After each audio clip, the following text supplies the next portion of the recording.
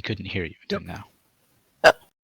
Hello, everyone, and welcome to D&D Night on DDOstream right here on twitch.tv/DDOstream every Sunday from 7 to 10 o'clock Eastern. We bring tabletop gaming to DDO here, usually with, by, and for DDO players. This week, I am your Dungeon Master, Cordovan, and this is part 2 of a 3-parter we're running called a Cantrip, and we're going to get into the story here in just a second. I did want to mention that D&D Night on DDOstream is brought to you by Fantasy Grounds. They have the most licenses available of any virtual tabletop. You can find out more and register a free account at fantasygrounds.com. We use Fantasy Grounds to do this tabletop gaming. They supplied us with some licenses in order to be able to do this, and it's been fantastic. So we do want to thank Fantasy Grounds for being a sponsor here tonight. All right, so before I get to the story here, let's introduce the cast of characters, starting with Nashtai, played by Evennote. Of course, you go to me first when I've got a mouthful of Valentine's candy. So, yeah, I am Nashtai. Yeah, I'm talking around a mouthful of candy. I am a human variant paladin. Noble Knight background. Yeah, that's about it.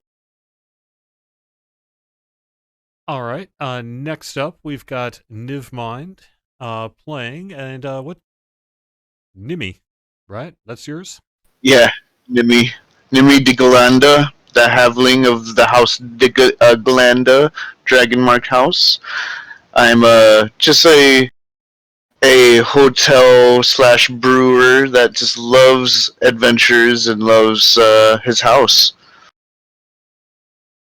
All right, up next here we have got Alex from Alex and Lynn show that you probably saw before this here, playing Oro. So hello, Alex.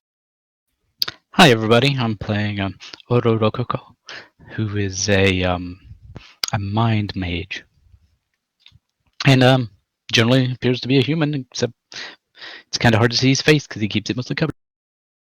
All right, and then finally, the other part of Alex and Lynn's show, Lynn is here on Rogue Baby, and you are playing. Is it Lei? It's Lee. Lee. She is a half-elf warlock, folk hero of Canton, and she has a cute little purple pseudo dragon. Sweet. All right, so when we started, which hopefully I won't forget about. The pseudo dragon, yeah. Right. Well, you know, it's there's a lot to be thinking about because there's a lot of people around. Unlike when you usually come back from your adventures all covered in gore and blood and crud and all that from your monster killing. It's a standard town with a standard inn, possibly a stable and some water first, but at the very least you clean yourself off and then go into a tavern and take care of your business. But not this time around, because when you showed up last week, back from your adventure, you saw a huge crowd of people around a tavern. Just a massive audience, the kind of which, frankly, you don't really ever see. By the way, Comic Relief is saying in chat that you are a little quiet and the rest of us are a little bit hot.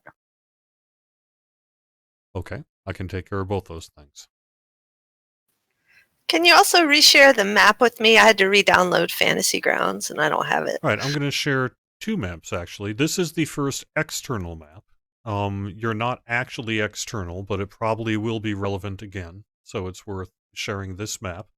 So unlike the first time that you sort of went to town, you arrived to find a huge crowd of people everywhere that you could go. And upon arrival, you saw some people kind of acting strangely. Anyone want to pick up the story from there and earn an inspiration point by telling me what in particular you experienced? I pantsed a lot of people invisibly. It's true. Well, what we can gather is that a young gentleman has rolled into town with Cantrip scrolls, and people are just going crazy to do all these different cantrips, and there was like a line coming out the tavern, and we just gently started a fire in there to get everyone out of there so that we can get this situation under control. Gently. And you did start a fire to get people from from inside of the tavern, outside of the tavern. I'm going to share, you made your way into the tavern, but not after kind of running into a couple of people, a minor scuffle that turned into kind of a better understanding of what was going on. And also someone being willing to hurt someone else, right? Oh yeah, there were definitely people willing to bash each other's brains in for the sake of getting in there. And if I remember correctly, we were pretty sure some of them were being influenced to any of their normal animosities being ramped up to such a point of actual violence. Good call. That's what I wanted to bring up, because remember when you were outside of the tavern, you saw a couple of, it looked like, was it half-orc twin bards that were playing for the group, and you in particular, Aro, suspected that they might be actually doing an enchantment. Those are the ones we put the giant mansion door in front of. Yeah. Sent the crowd rushing towards. Exactly. That is the group that you sent, the large, disturbed, and scared crowd running frantically towards last you saw.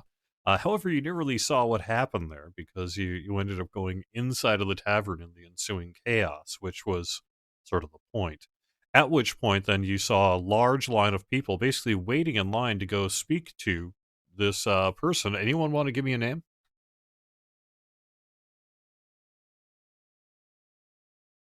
I would, but I do not remember. Bob. There's a reason for that. Okay, excellent. We've kept that going then. So, Nivmine, by the way, you do get an inspiration point for remembering that, and or you'll get an inspiration point as well for your remembrance of events as well. So remember, we went into the tavern, at which point you did light a fire, and the tavern keeper was like, "Oh my gosh, everybody out, out, out." He had enough of everybody, up to and including you, which you didn't listen to. You ran past the people and went into the back storeroom where the crowd had been waiting for. And anyone want to give me a quick remembrance of what it is you saw there?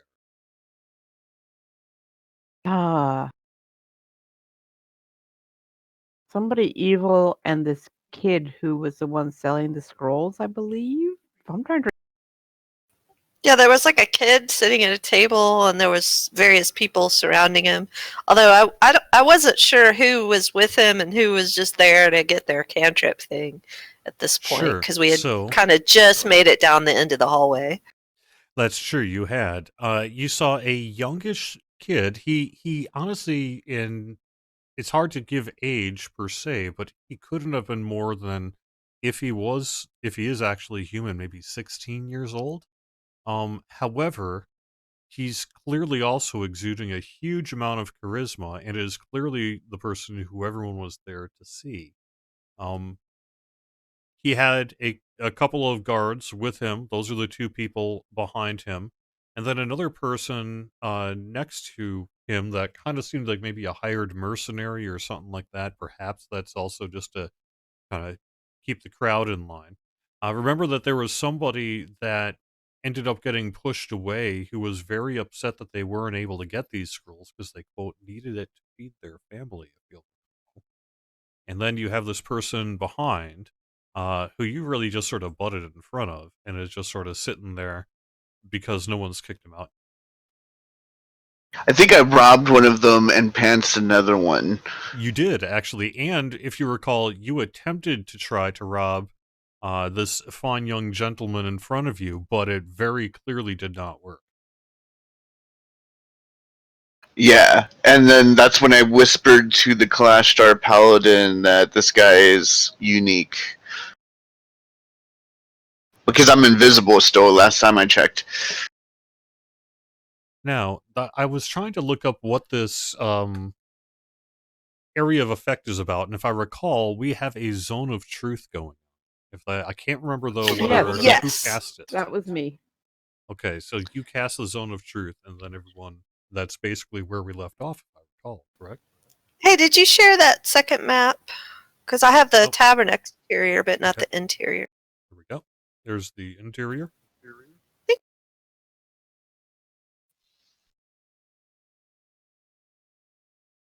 So the young gentleman he's a very good looking, like I said, about 16-year-old looking human. If he's human, although like I said, his skin is so fair and he's exuding so much charisma. You know, adventurer like yourself has got to think there must be some elven blood in him, perhaps. Turns to you, Nimi, extends a hand and says, "Hello, my name is Aaron, and I would like to welcome you. Now, make a perception check." Everybody or just Nimi? Just Nimi. Okay. All right. Yeah, he looks very charismatic, and do you choose to shake his hand? Yeah, I'll drop invisibility as I go off. I'm like, hello, I'm Nimi de Glanda from House de Glanda. Ah, that explains it. That explains it. Well, it's nice to see a little bit of your power. I assume you're here to have it supplemented, huh? Actually, I was here to take a shower and check out the hospitality, and so you're the first person that had manners that I'd met in this town. Well, that's just absolutely fantastic. And he puts his arm around you and says, "Now, what I have, you have no idea what you've just walked into, because what I am offering you for a mere," and he looks at you adventurers, fine adventurers, clearly back from the take, "for a mere 1,000 gold each, I will give you one of these." And he opens up a fold from his robe and pulls out a scroll. "This will allow you to cast any cantrip that you would like forever." Forever.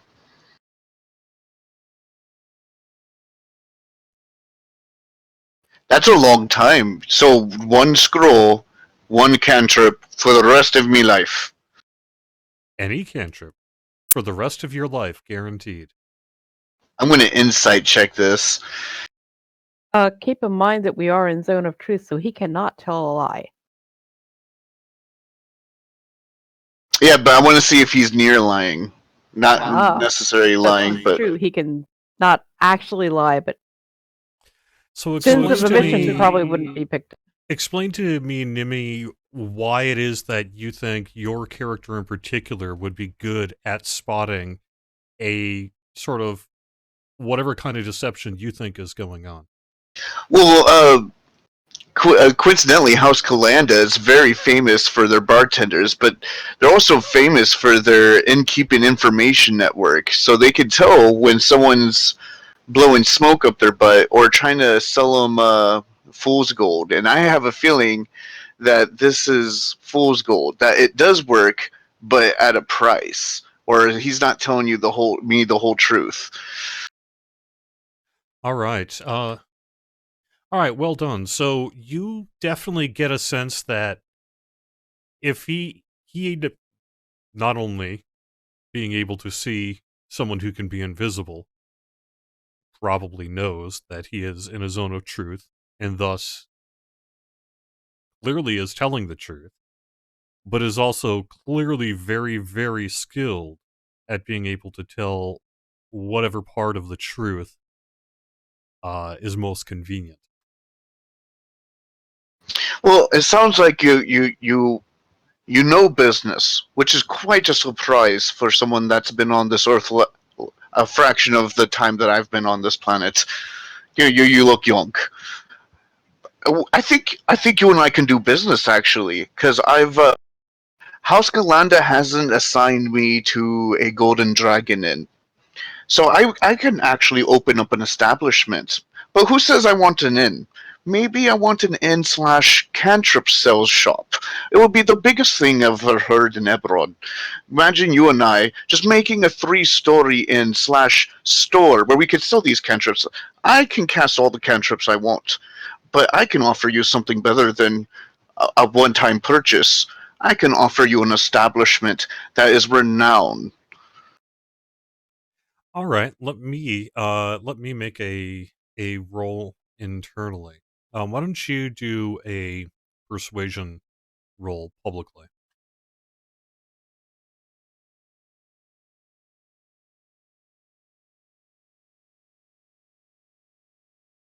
Oh, whoops. I think I applied something twice.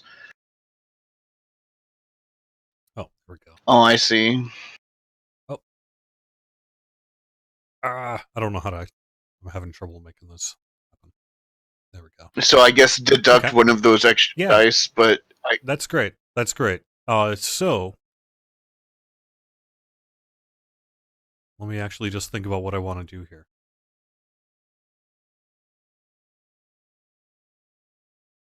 You see some clear greed just spark in his face as he considers your offer, and especially when you started talking about the wide distribution of his scrolls.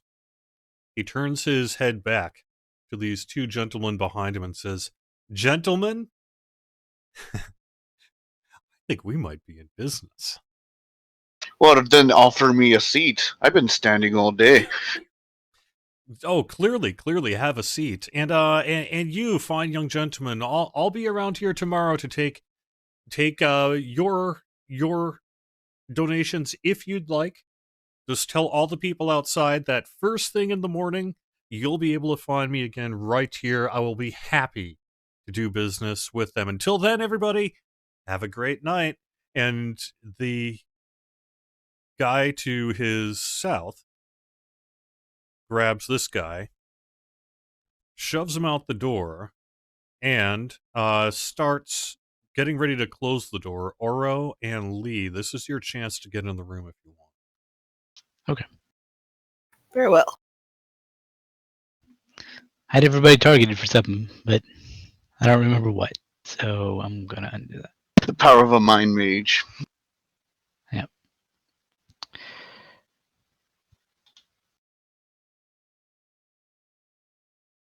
All right, the thug closes the door behind him, and you don't see him anymore. You're faced with what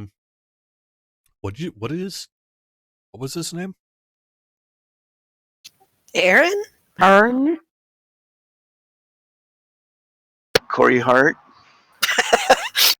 He's wearing sunglasses at night. Was it Aeorian? Aeorlin? All right, so he turns A to lot of Nimi vowels and at the says, beginning. I happen to have quite a few on hand right now. Just how many thousands do you happen to think you can do business with? Because I guarantee you that once you start spreading word, I may be charging 1,000 to you, but you'll be selling them. I guarantee you much, much more than that. Oh yeah, once you get the Galanda mark on anything, everyone knows it's good business. But before we make this deal, I'm also a representative of House Galanda, and thus our business is legit. I don't need to know your side of the business. I just need to know that if there's any illegitimacy, would it ever come and affect me, and thus discourage me, my reputation to the house. Well, what did you see around you today? If that wasn't great business, I don't know what is. I mean, great business can be happened above ground and underground, if you know what I mean. But I'm offering you a way to sell these above ground. I'm talking about legitimate business. Hey, wait. And you see a spark of anger in his eyes. This guy, what we are absolutely, are we not in a tavern, publicly here, stating our intention, offering a service, taking a product with a clear cost and an immense benefit to everybody who has paid that cost so far? Yes, we have. I defy you to, in any way, shape, or form, impugn my reputation as doing improper business. And if you ever even utter that again, you better know what you're saying, dear sir. All right. I didn't mean to step on any toes. I'm just saying You probably know the reputation of Galanda. We know business. I'm just saying that if anything happens to you, would it affect me? Well, all I know is come tomorrow morning, you're going to be begging me to take these at 1,000 per scroll. Now, is there any trick to these? Do I have to explain any instructions to anyone I'm distributing to? You read the scroll, you give it approximately 4 hours, and then you learn how to cast every cantrip ever made. Simple as that.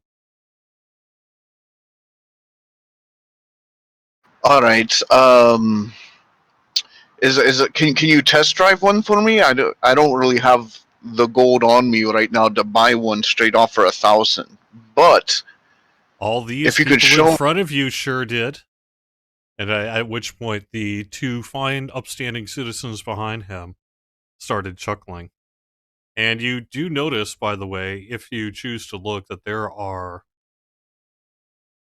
piles of bags that are probably full of gold behind them. Okay. So I'm probably going to need to start with a bunch, right? We're talking about like at least 100,000 gold, right? And then I have to flip that and make at least 2.5 amount, so that way I can rebuy a stock and make a profit myself, and of course give my house a tithe. All fair. That sounds fine. Still, I will be selling them to you at 1,000 gold apiece. Oh, sorry, looks like it didn't come through. He's going to say, absolutely, I understand. Business is business. Still, I will be selling them to you, and he points directly at you, for 1,000 gold pieces each. See this man out the door. If you'd like to, I'll tell you what. If you are here tomorrow at the break of dawn, just with everybody else, I assure you that I will have enough scrolls for everybody. Oh, so it takes you a while to manufacture these. I have to come back tomorrow. Oh no, we've got. If you had the coin, we've got the scrolls right now. But if you don't have the coin, then I think it's about time for us to call it a night. Well, one last thing, because I am going to have to get on the wire to my house. How am I going to be in line with the Yokos? You raise a good point, dear sir. So, he looks to one of the men behind him and says, "Hey, tell in what was the name? It was like Gurn, something like that, to come back here and give this guy a separate word, okay?" All right, yeah. Well, on your way out the door, go see the other gentleman that was with me here, and he'll give you a word to get you through the line. But if you don't have at least 100,000 gold, then we will not be doing business. Oh, trust me, there's business to have. Nimi de Galanda. I didn't catch your name. All right. He goes to say his name. He says, "It's my name is Aaron," and make a perception check.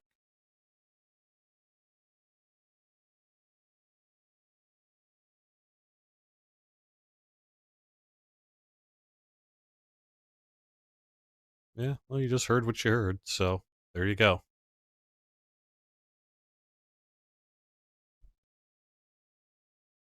All right. Well then, unless my fine partners here have anything to say, I'm done. We're gonna be rich. I would like to ask a few questions. First of all, Does this one have gold? He goes and looks back at the two-person people and says, are you here to buy a scroll, perhaps? And you remember you are back from an adventure flush with cash. So if you want to, yes, as a matter of fact, you do have 1,000 gold with you. are you talking to me or to me? I'm talking, well, to all of you, but yes, you specifically, though, Nashtai, because you were the one who was going to ask a question that he responded to, remember, by saying, are you basically here to do business? I may be here to do business. I certainly do have gold. However, I want to make sure that any investment I make is wise.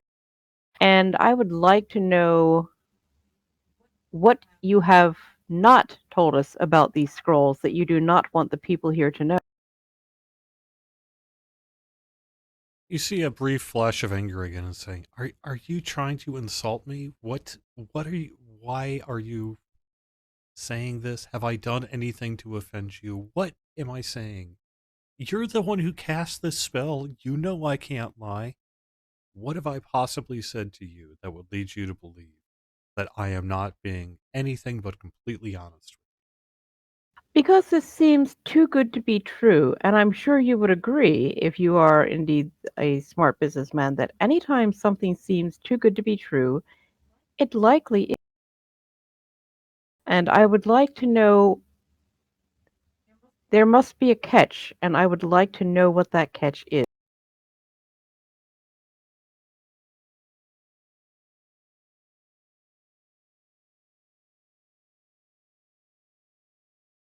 All right, why don't you go and make do you see the tower? Do I have the tower enabled, or do I not have the tower enabled? Yes, you Okay. do have a Go perception and check on the tower.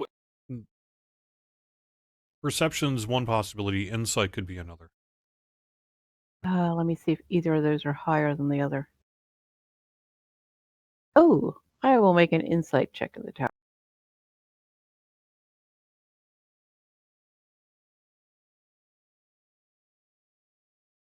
Okay, so as he turns to you, you notice that while he is indeed very clearly genetically beautiful, right, and a 16-year-old, or looks very young, you can also see that he has intense wisdom in his eyes, and while he's in a fine red kind of robe, someone who has had money, it's also very much has its worn patches in that as well. And that becomes relevant because he gets these fire in his eyes as he gets up close to you, looks you straight in the eyes and says, 1,000 gold may be a small amount to one who risks their lives on a daily basis like you, but I assure you, the people who I helped today, that 1,000 gold was multiple generation savings.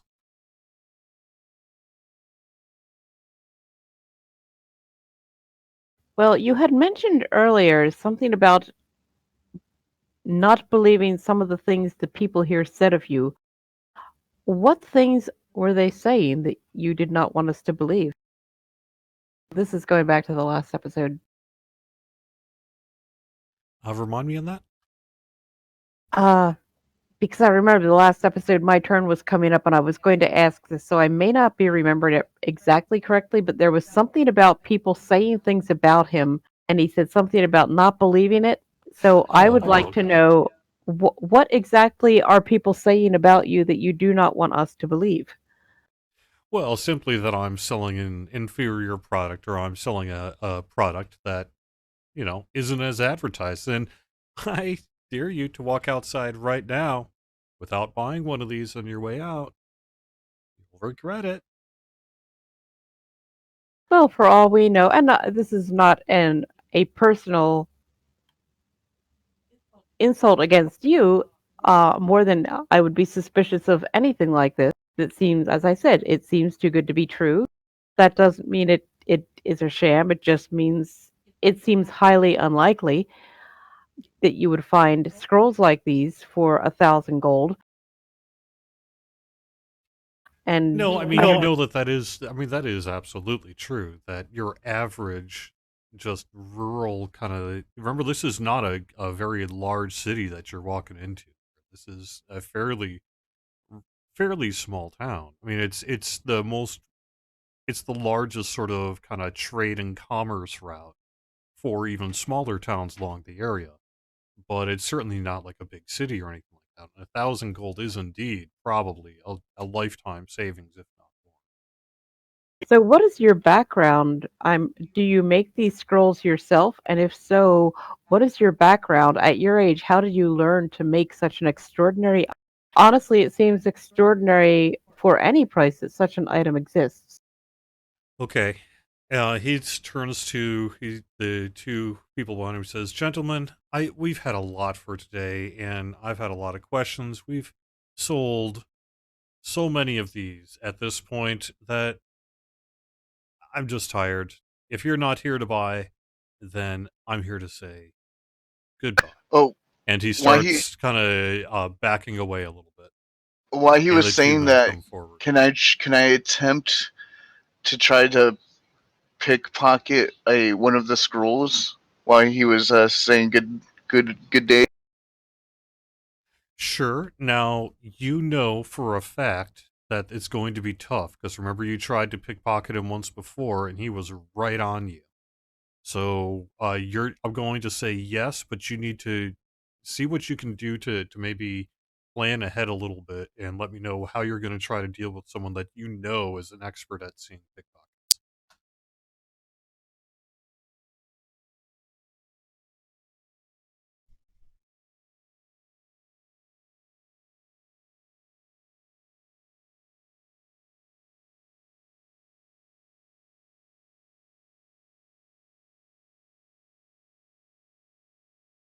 Um, I'm going to push the paladin and try to make her fall over. All right, excellent. Why don't we call that just a standard What? sort of strength check of some kind, right? All right. Or dex, whatever, probably dex for you, I would assume. Now I don't know how to apply this to a dex check. Hopefully it already does it, but if it's not a save, I get half my proficiency bonus added onto it, and it doesn't apply. So that would be a Unfortunately. 7. Yeah, unfortunately, a 3 is not going to do it. You nudge into her, but it's not enough to get it done. Now, you can still make an attempt if you want to do that, sleight of hand or whatever it is, but we'll see how it goes.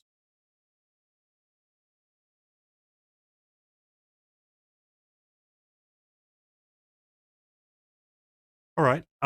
You make a pretty decent grab for the loose scroll as it's kind of coming out, only to see him pop the bag with the back of his foot upwards into his hand. He goes,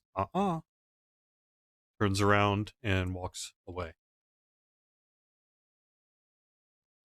All right. Well, I catch you guys tomorrow.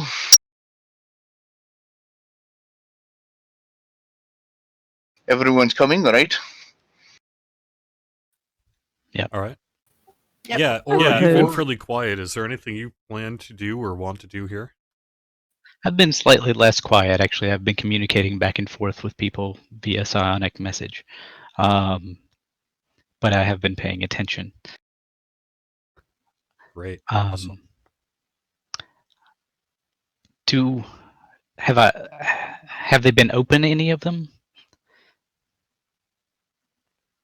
The scrolls, that is? Have any of the scrolls been opened? No. Yeah. Well, there's like a demonstration one that he's been having in his hand here.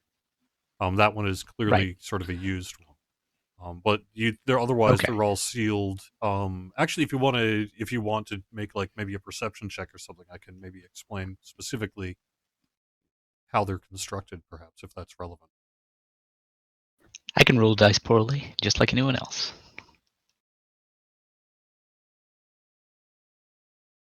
See? Ouch. Okay, well, you do. It looks like maybe there's some kind of wax seal on it. Nothing that strikes you as immediately emanating powerful magic.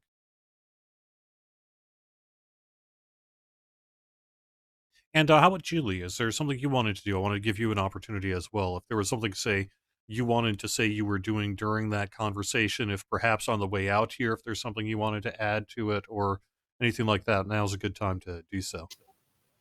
Well, I was trying to remember what kind of skills my pseudo dragon had, but if there was some way I could kind of mentally probe this guy without him being aware of it, see if I could pick up any like undersurface thoughts, but I cannot find what I can actually do in that respect. I can tell you what I remember about them. Okay. They're highly empathic. They're not telepathic, but they're empathic. They can go invisible at will. They've got a sting that will put people to sleep. They're magically resistant. Okay, so if I sort of tune into Nibbler's like empathic thought, like feelings that he's picking up from this guy, what am I getting? You're getting Like car salesman deception, kind of, or like sincerity. Well, you're getting someone who is clearly exceptionally charismatic, pretty powerful.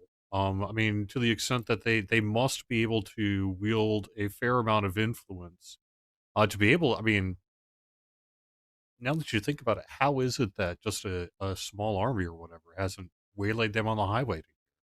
How is that even possible? How long have they been doing this? How long have you been selling these scrolls, sir? Well, besides, you mean all day here today as we walked into this fine town? We have done it for several towns upwards there. What was it? Duarth, I think, was the one that was just before this one, and before Oldman's Knee. That's where we are now. Or was it the one? No, that's where we are now, right? Yeah. Yes. So 2 more towns beyond before this one, and of course, this was our first run through, and we know that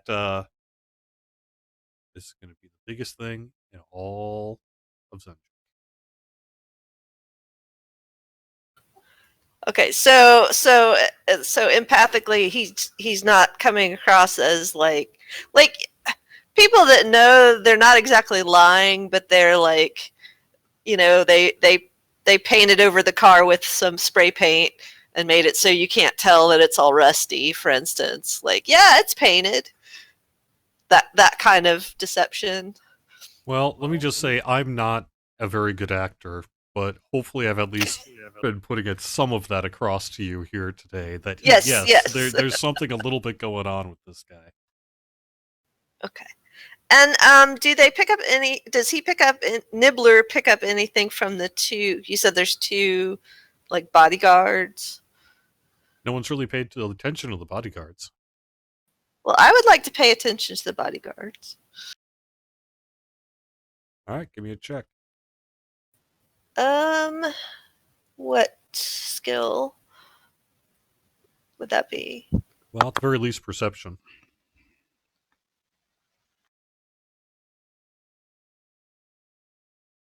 I'm perceiving. Interestingly, they look like are they twins as well? Do they look like the 2 guys outside, or they look like different twins? They look like they're definitely different, but they may be brothers. It's hard to tell because they do have, as you can see on the miniature there, sort of face helmets on to deal with, well, I guess probably riots, right? If what's going on outside could potentially have turned into a riot, these people would be ready for it. Can I break in here? I would like to cast Divine Sense. All And right, since what does that do? through my pseudo dragon, I can convey things telepathically to my companions, so I will kind of do so on what I've discovered. All right. All right, so tell me about Divine Sense. Divine Sense is a spell. The presence of strong evil registers on my senses like a noxious, powerful good. It rings like heavenly music in my ears. As an action, I can open my awareness to detect such forces. Until the end of my next turn, I know the location of any celestial, fiend, or undead within 60 feet that is not behind total cover. I know the type, whether it's celestial, fiend, or undead, of any being whose presence I sense, but not its actual identity.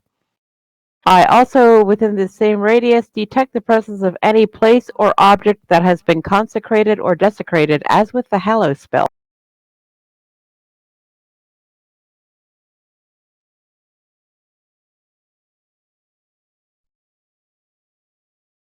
Okay. You close your eyes and sort of open your mind to the presence around you, and you definitely do not sense any of those things in the area.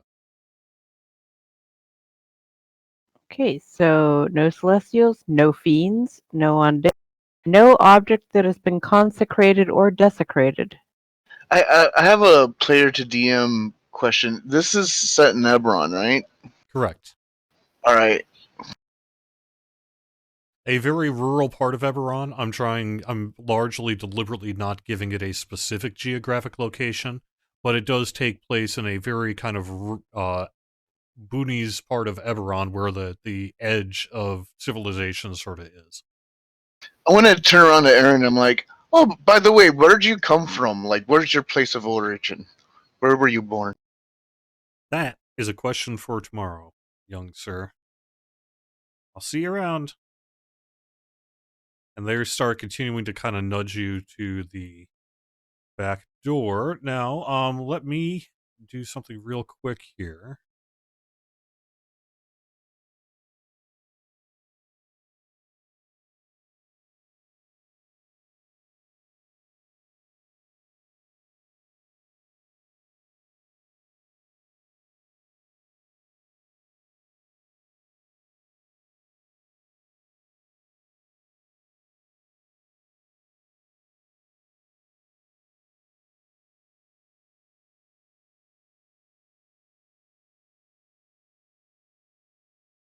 Okay. Yeah. So as you're being let out the door, Nimi, you think the fine upstanding citizen behind you may have tried to pick your pocket. Was he successful? I'm gonna check my pocket. Doesn't appear to be. All right, can I pick his pocket? Give it a shot. All right. So you clap him on the back and say, "What?" You should try Talenta plain wine. All right. Very nice. He looks a little frightened for a second, but then calms down again. And yes, I give up. you pick well. There's a bunch of coins. There's a bunch of rings. You see maybe some jewelry. Anyone in particular? Anything in particular? Well, I take it all. No, it's too much for all. These guys are loaded right now, but you can grab a handful of something. A handful of rings sounds good to me. All right, you stash them in your pocket for later. All right, are you going to stop them from ushering you out the door? I'll put out my hand to the one that's in front of me and introduce myself and see if they'll shake my hand. He says, I'm not the guy to shake hands with. Well, we'll be seeing you again tomorrow, and if we're going to be first in the door, we need to remember each other's faces, therefore not have a problem, correct? He smirks and says, you won't be the first in the door. Oh, I see. I'll be the first through the door. So how's the weather in Sorlona?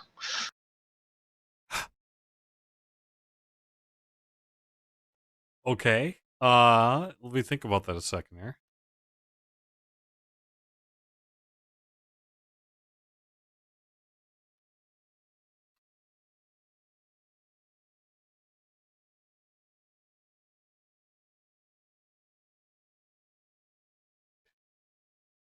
All right. So you see an immediate, like a shock reaction from the guy. And then a sudden instant passivity sort of come over the guy. What in the world were you trying to make of that? Oh, nothing. I was just dreaming of Sorlona, and I was just wondering how the weather is over there. I figured so. Someone that's not a halfling from Talenta Plains would probably know. Well, been a long time since I was ever over there. Maybe we'll talk about it later. And he pushes you out the Sounds door. great. How about you, Nashtai? You're not being pushed out the door. The young fellow is walking away from you. Well, if I come back tomorrow, will I be immediately behind my traveling companions? Since you said that you've already told Lee that she will not be first, where will we be in the line? He turns around and says, I don't even know if you know Nimmy. That's up to him to deal with. You talk to your friend. Well, since we are traveling companions, yes, I know Nimmy. She's about the equivalent of you guys to your purveyor. She makes sure that I come out of business untouched. Great, bring her. And he walks out through. Well, you're not actually sure what's back there. Come on, we have talking. I have to get on the Civis radio to Galanda to get the money. Anyways, come on, guys. We have a lot to talk about. You do indeed. So let's just assume that you're going out the door here at this point, unless you tell me otherwise, and you're back in the bar. The barkeeper at this point has largely seemed to put out the fire by, looks like maybe upending a keg of beer just all across that whole section. Oh no! And he is glaring at you and says, I hope you've got money still left over. Oh, sure, we didn't spend any. Well, to be honest, I wanted to talk to you earlier. I'm from House Galanda. You got a nice establishment, but the feng shui is all off. Who puts the bar next to the kitchen? That's a fire hazard. I have no idea what he says. Can you to get that. inspiration twice? Because that was great. I've cleared out some of the people who were up front because, through that conversation, people largely got ushered out of the establishment, and it looks pretty empty. He just immediately he looks like he might be like, "What the ever? You know what? Are you even saying? And why are you talking to him?" I think is largely the look he gives you. I'll just take it astride and just keep on walking out. I really need to talk to the party anyways. I think I just figured out a huge clue. He said, "You." He points to as soon as actually we're kind of going off token here, right? So I'm assuming the whole party is in this area. Is that correct? Yeah. Ish, sure. So as soon as he sees you, Rogue Baby, he says, "You have got a very expensive beer to buy." I like beer. All right. He clunks down a beer and says, "That was 2 1/2 kegs of beer at a cost of, let's say 110 gold, please." Very good, sir. I plop down 120 gold. All right. Really, he backs up, looks at it, says, "Yeah, all right, we're good then. Enjoy your beer."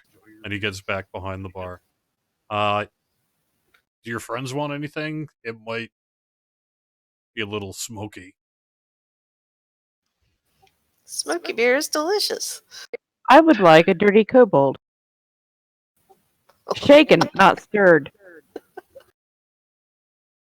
He looks at you and looks at the one pitcher of clearly kind of recently somewhat boiling beer, and then says, "I hope that's a dirty kobold, because that's what you're getting."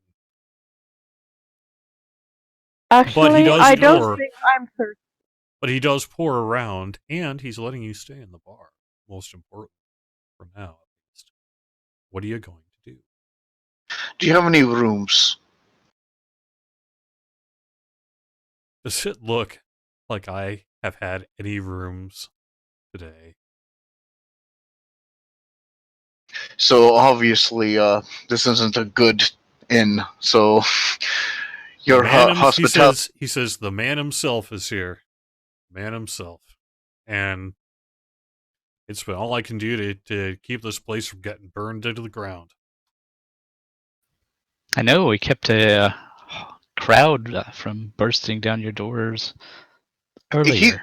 Less ruly than we ended up busting down your doors, but I apologize for that. If he's making a profit, why doesn't he just get his own establishment? Have you ever suggested, hey, why don't you take your business into a building that you paid for? Well, yes, he came into town this morning, said he had a miracle to provide, and that pretty soon I would have more business than I would ever see in my lifetime. Did they actually buy anything? He looks around himself and he says, "Can't say the guy lied." You know, I That would sounds be like you curious. hate it. Go ahead. No, that's what I was going to say. It sounds like you hate it. I would actually be curious to check out the other towns where he's been and see what they think of him. Oro, I would like to check out some of his customers outside. Maybe we can get a better look at some paper. Sure, and watch out for the two bards outside, influencing the crowd. Shall we retire to our mansion? Yes, I think so. Oh, yes. Do you actually have a place to stay? Well, my mansion stays up for 24 hours, and I don't know how long we've been at it, but it should still be outside. That's right. You guys cast Leoman's Tiny Mansion. Yeah. We're okay, as it turns out. We just occasionally like people, I guess. All right, so you all step outside, is that correct? Yeah. Yes. All right, let me make sure everyone's on the board. That should be. It looks like everyone is.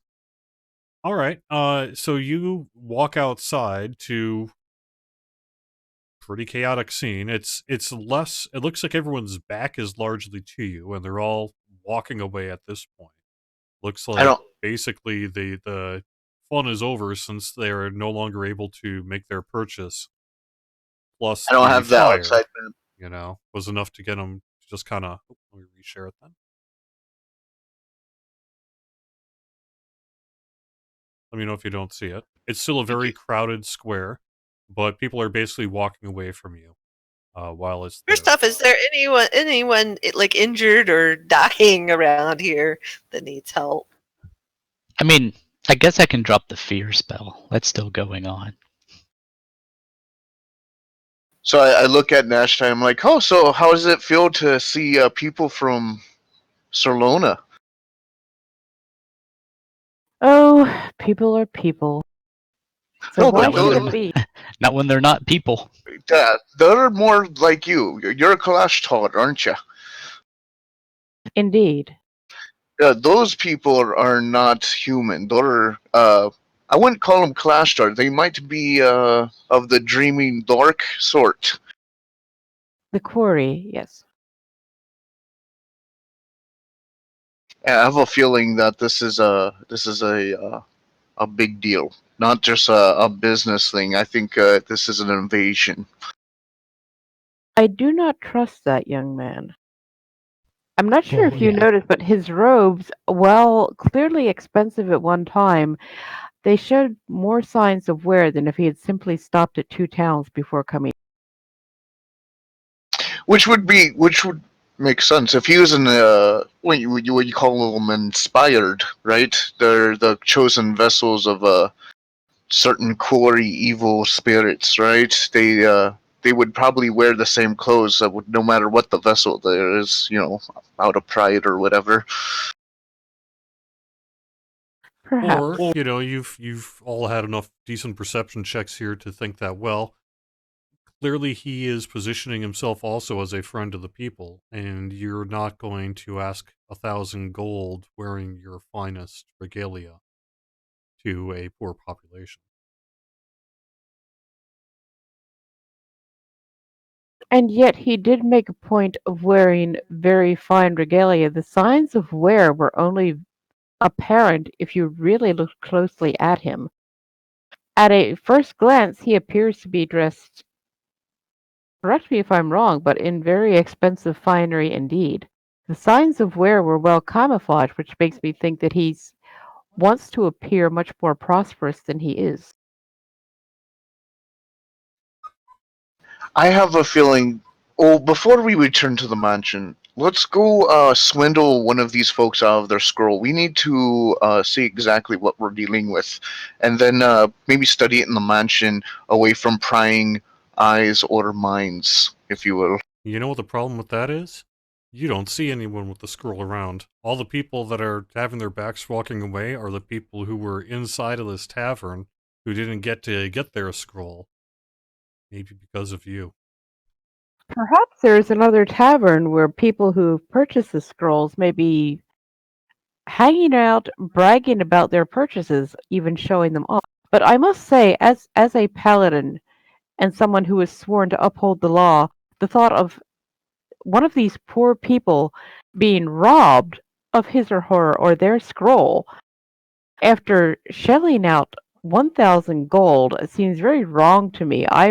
If you would like to steal a scroll, I am fine with you taking the scroll if you also put 1,000 gold in the pocket to replace it. I can agree with that, but I also wager that I'm also saving them. If this is in fact a dreaming dark quarry invasion, that scroll is probably manifesting a hook that would make them have nightmares, causing a gateway from uh, that wherever they come from to come to the main primary material plane. I have a feeling that this is an invasion of the quarry, and that thus stealing the scroll was saving their lives, upholding the law. Also, we only need it for like 10 minutes. Yeah, we can give it back. I don't know. All right. If we were going to give it back, that is also fine. As a paladin, I am just very opposed to robbing poor people. I just have a feeling no one is going to voluntarily let you look at it, even. This is why I suggested then just replacing the cost of the scroll. But if we're just replacing the scroll itself when we're done with it, that is also acceptable. All right, so let's. Maybe see if we can find those dudes that were behind the tavern that we're in right, or that we're in front of right now. See if they're still there mucking around. Well, we probably will have a better chance if we cast detect magic and just take a pass around town and find a good source of magic. Well, there you That's go. true. We should also, I think we should be on the lookout for those bards. I'm not trusting them at all. Oh yeah, are they still over there? Oh, come Are you on. gonna try to look? Yeah, try to look over the crowd. Actually, Nibbler will fly up. He's invisible right now, and he'll fly up and see if what he sees. Interesting. Does Nibbler have the ability to make like a perception check or something like that for me? Yeah. Do I just do it through him? How does Yeah, that that sounds work? good. And do it in the tower, please. If you could chuck a pseudo dragon into the combat tracker, we could. Yeah, I suppose I could do that, couldn't I? That sounds like a lot of work. Okay, yeah, I'll do that at some point here. Okay, sounds good.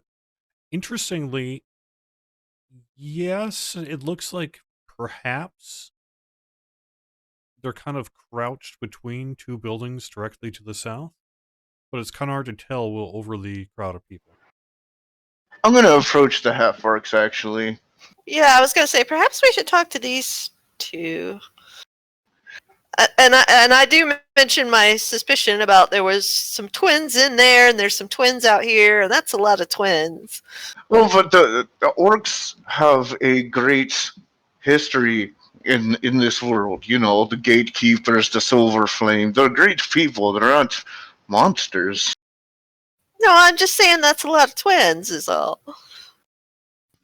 It does seem like many things about this whole situation. It does seem rather suspicious. It seems surreal, like a dream, right? Yeah. Like they Or- only had one or two molds to use. Don't they have clones in Sorlona? Don't they just basically reproduce the people they want to use? Or is that I just don't That would know. explain a lot. I actually never been there, so I don't know. I don't know if that's a stereotype. I was born there, but I left at an early age and have not been back. All right. So the crowd, as you can see, is kind of being pushed down the road and back around the corner. There, shows over folks essentially, and it looks like the city watch may be coming in to sort of enforce um, whatever it is they're going to enforce for restrictions on the area here. I guess your guess is as good as mine. After a day like today, what sort of thing the city watch, might be up to. They're probably not going to be particularly tolerant, one would assume.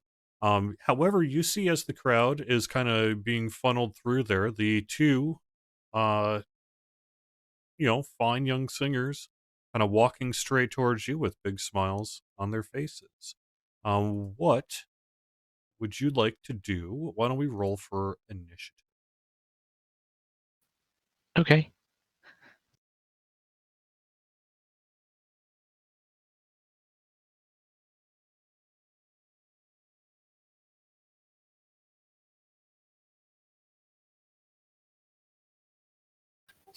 Aaron's fine singers. You can remove the concentration fear on me. I don't know why I can't, but there it is. Oh yeah, I was going to get to that. You had mentioned that you had cast a fear, remember, on the crowd. It was actually gone when you went back outside. Okay.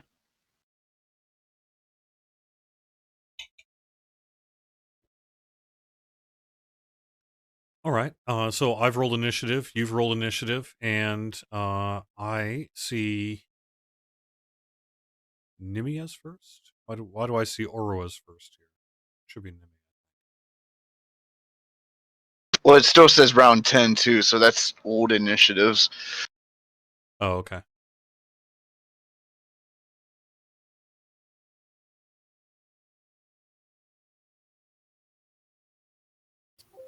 What? Oh, did it just reset us? Yep. Okay. And there we go. We'll just go with this. Lee, you're up first. What do you want to do? Okay. Give me a quick probe from Nibbler on these two bards with the empathy. And what does that mean? Basically, it's getting their mood. Like, are they coming towards us grinning to attack, or are they peaceful? Are they aroused? Like, it's kind of their what mood are they in? Well, the pseudo dragon definitely is pretty. Is it a he or she or it? What's the pseudo dragon? It's a he. All right, he Nibbler. definitely saw them crouching, and that is unusual. So, although they're striding towards you with big, kind of friendly smiles on their faces, they definitely did not want to be seen just a moment ago. Okay. Okay, I will step forward next to Nimi here and hold out my hand and introduce myself.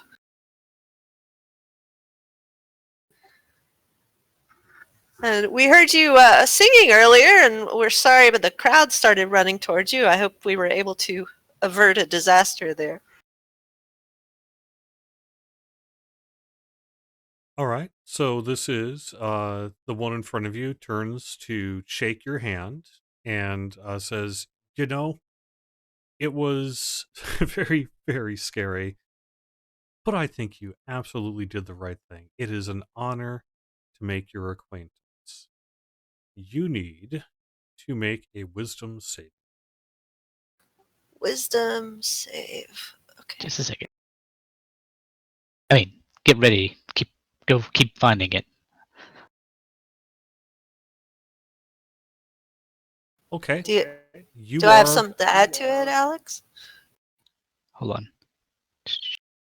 I might have a thing. Nope, go ahead. Okay. Never.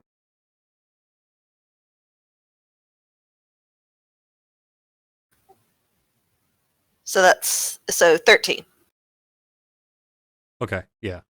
Exactly. So you fail. I think. Oh, actually, I could just roll it. Oh, that's what I do. Okay.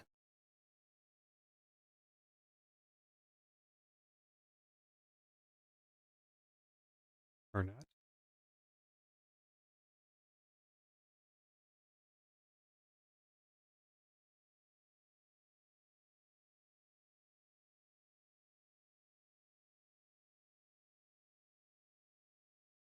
Actually, I think I know what's up. I think I need to replace you on the map. Oh my god, there's twins everywhere!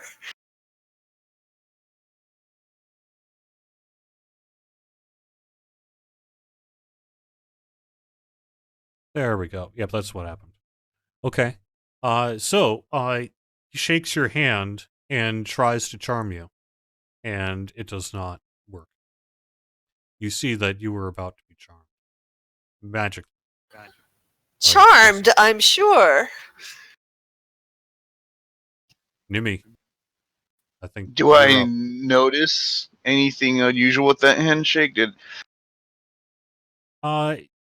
If you would like to take a perception as a bonus action, then you can.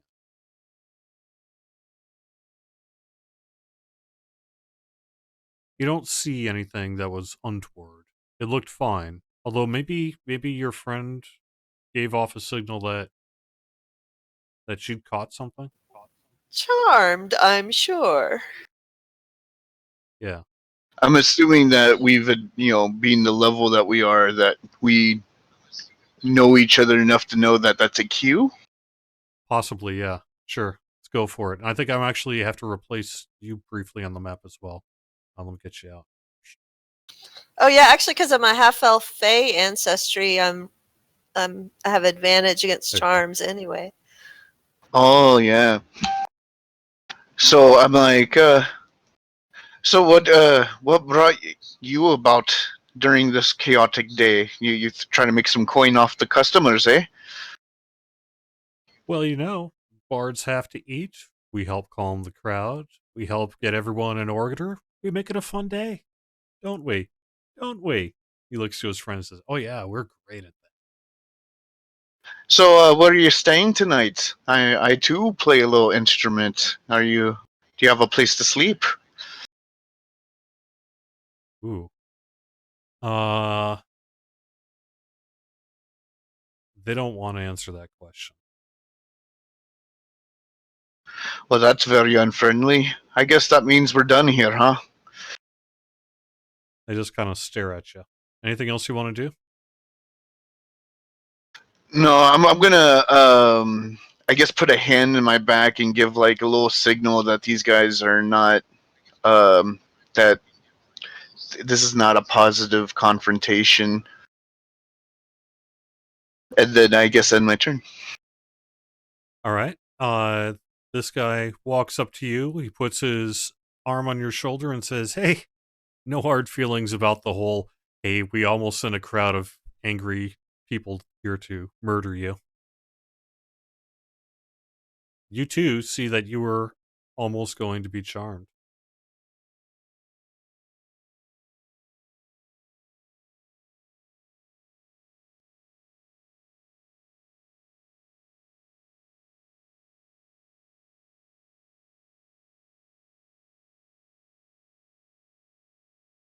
All right, never mind. Nashtai, your turn. I am going to move up here with my companions. And keeping my hands behind my back, I am going to nod at Nashai's Mr. T looking, the Mr. T looking guy directly in front of me. Say, well met. And I'm going to hold my action and just kind of wait and see what develops. And that's my turn. All right, Oro, you're up.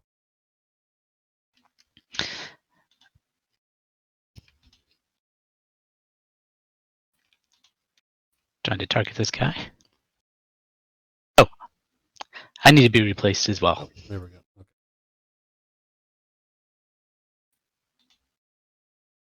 Okay. Just real quick, it was because I dragged you from one map to the other, not from the combat tracker to the map. You're up. Okay, you should be good now. All right. Well, I guess you just don't know what to do with yourself. I say towards this person.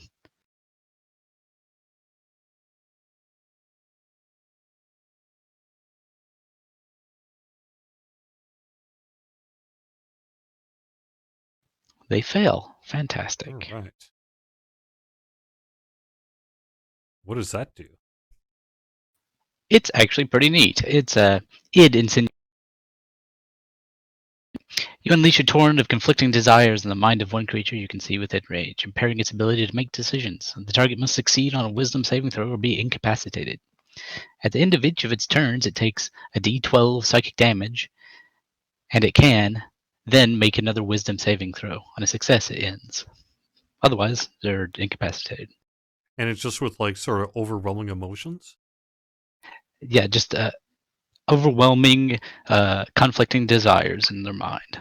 It gave him an anxiety attack. Yep, basically. Wow. Okay. Yeah, That's worked. horrible. That worked. He kind of drops to a knee. Yeah, do I take D12 immediately as well? No, on his turn is when it says it triggers. So. Okay. Good deal. That's that then, huh? Or are you gonna move? I'm moved. I'm fine.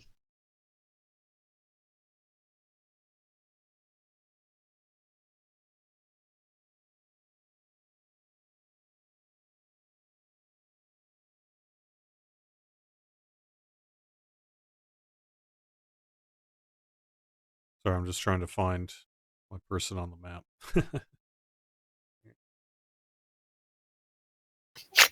There's a thug in this swarm of people. Yeah, where are you seeing that? I don't actually see the person. Yeah.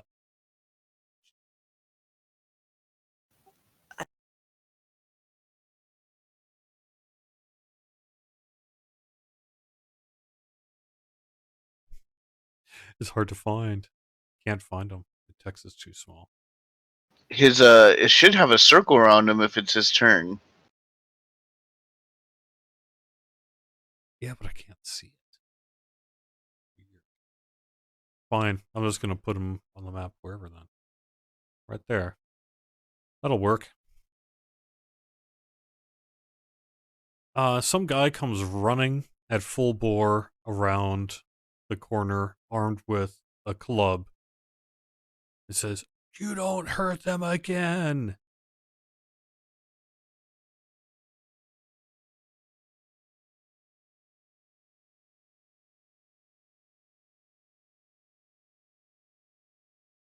Now, does an attack against Nashtai with a mace.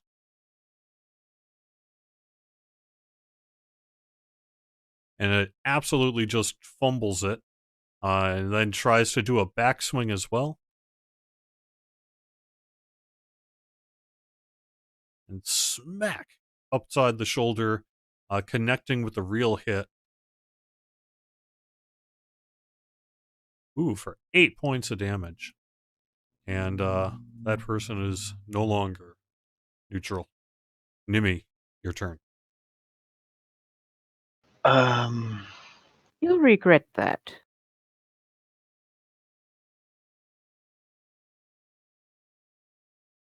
I will cast Vicious Mockery on the thug.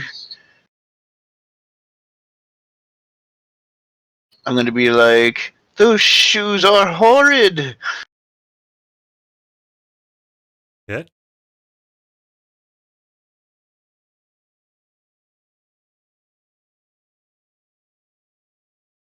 I think I does something else to him besides, and have disadvantage on the next attack roll. Do I throw the cast on him for that? Oh no, it's a save. I'm confused.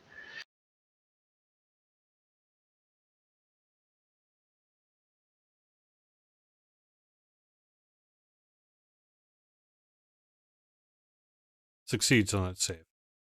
All right, then it just takes. I don't know. Let me see. It must succeed on a throw or take. And have, okay, so yeah, it doesn't take the damage. My bad. All right, no problem. And then for bonus action, inspiration to Nastasia. Where is my inspiration? Next time.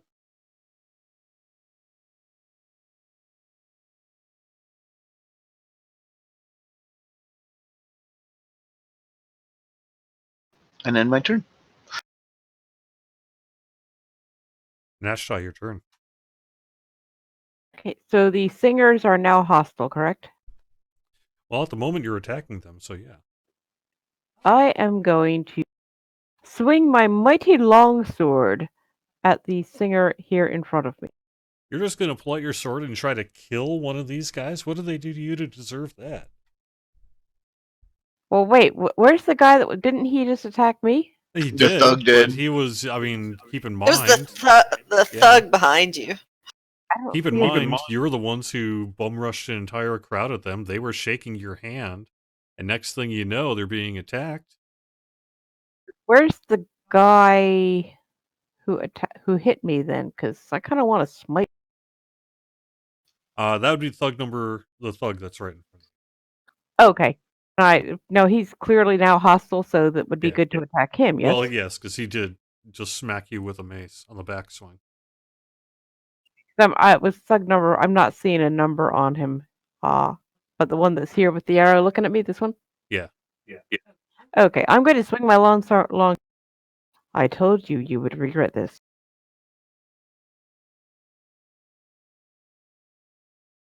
Ouch. See?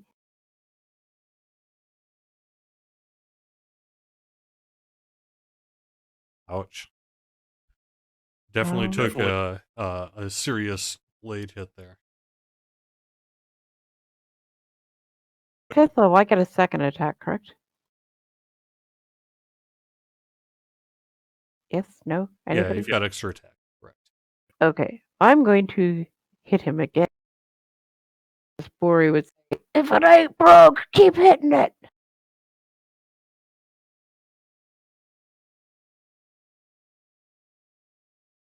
You can also expend a spell slot to do 2d8 extra smite damage on a hit as a paladin there.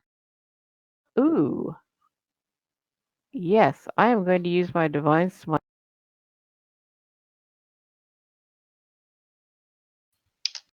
I think I rolled the wrong die though. Yeah, I should have rolled a d8 on the first one. I rolled a d6, but that's fine. Okay.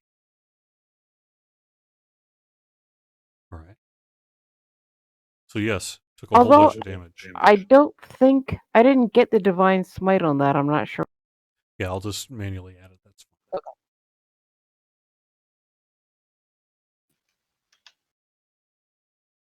All right. Yeah, very, very grievously wounded. I'm helping. Oro, your turn. All right, since I'm pretty much in psychic combat with these two guys, since they're casting charms, which you automatically know is a There's a attack on a person you person. suddenly see behind you as well, who looks pretty angry. Okay. Let's see. We'll start a mind sliver.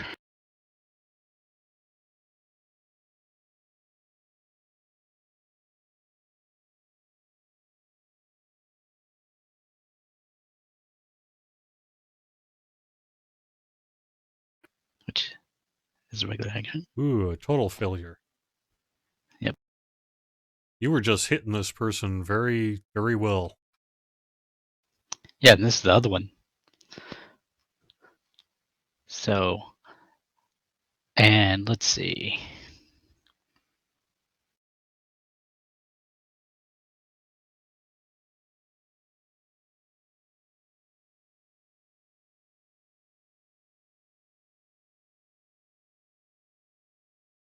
And that's just psychic damage?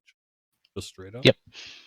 Yep, it's you drive a disorienting spike a spike of psychic energy into the mind of one creature you can see within range. And then if they fail the saving throw, they take some damage, and they have minus a D4 on their saves for a round. All right. Very nice. Anything else you're going to do? I will continue using invisible magic. Oh, what does that do? That's not the spell. That's just the kind of what I've been doing is things that you can't see me. Like there's no rays or anything. It's just So nobody knows you're doing anything. pretty much, unless they know magic and are watching my few hand gestures. Very interesting. So, amazingly, then, you see this person run right past you into the crowd and does an attack roll against you, Nymph.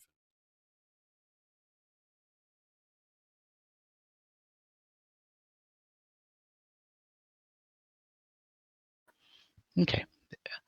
For my bonus action, the guy needs to make another intelligence save. Succeeded.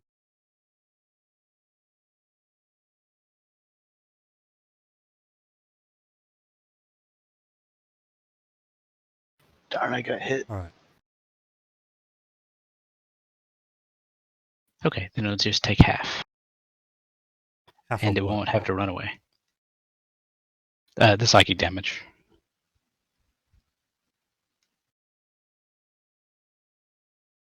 Which isn't much.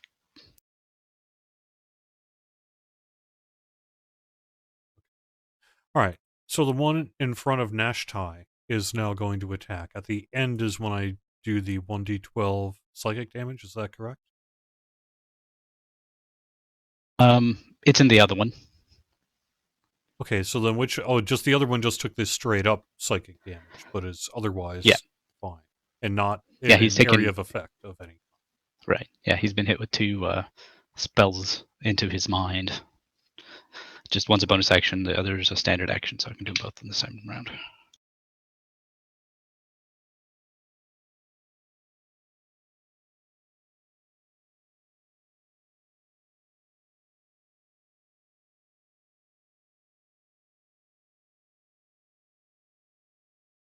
Okay. All of a sudden, a couple of words are uttered, and he's gone. Who's gone? Pow, and he's invisible, like he just disappeared.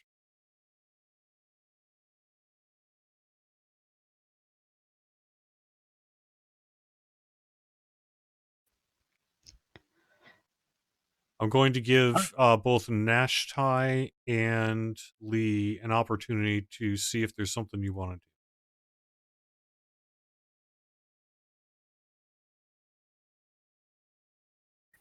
How about you, Nashtai, first? I don't know, party. Is there anything you think I should do? I'm looking at these guys. I don't trust them, but I don't want to start more fighting if I don't have to. Well, the situation is that the random thugs is hitting you and me, and these guys tried to charm me and Leela, and I did do a hand gesture after they tried to charm me in the back to you and Oro that this is not good, guys, and one just vanished in front of you. So I would say slay them all.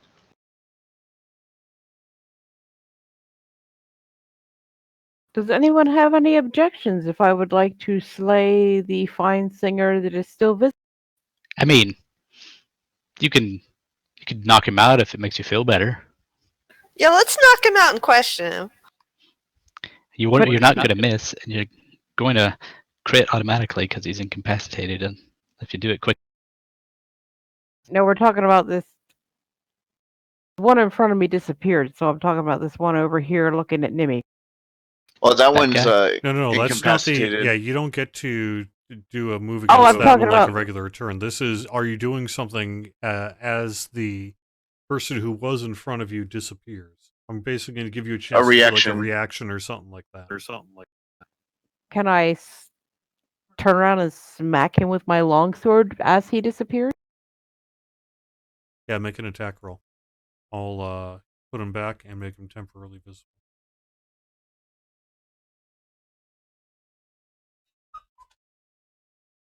I'm about to roll a perception roll on him. That wouldn't. Did I have an advantage on that? Kabam! No, you have I dropped disadvantage. it. Oh, I dropped a 20, but I. Okay, 19 and a 20. I like these dice. Yeah. Well, that was a good hit. Go roll it. Damage. Yep. Can I cast Divine Smite again? Yeah, just make sure you mark off a spell slot, and Yep. then do I your only 2d8. There have should one left. actually be something on your character sheet to take care of it. Yeah, Yeah. I'm down to one spell slot, first level spell slot left, but I think it's. Boom. Oh. Oh, gosh. and that was without the Divine Smite even showing up. Jeez, I wish now I hadn't used it, but oh well. Oh no, that was to the thug. Oh. The thug, not Oh. the bard. You need to roll it on the bard. Yep. No, that was with Divine Smite, which gives me an extra 2d8. Do I just roll a 2d8 on him? Yes.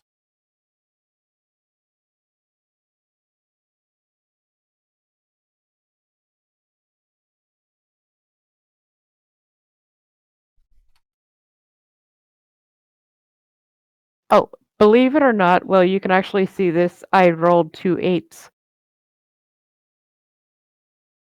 And I rolled them on him, but for some reason it didn't. We should allow it. Well, it should just be part of the smite effect on your character for abilities. It's okay. I forgot I reroll 1s and 2s on my damage Should rolls. be under actions. There's a section for divine smite.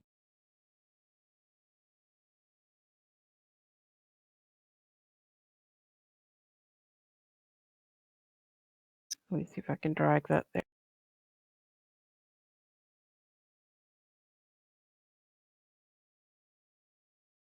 No, it's not letting me drag it there. All right. Well, that's fine. But you can. So you rolled. Did you put it in the? Let's see. I didn't see the 2d8 get rolled. Did you roll it in the chat? Oh no, I just dragged it onto him. Well, Are you that gonna could make too, me but- re-roll it? If it still didn't actually, if it should have, if you had dragged it onto it, it should have shown. But yes, re-roll it, please. Seriously, I had 2 freaking 8s. If I roll 2 1s, I'm gonna be so ticked. Roll it, please.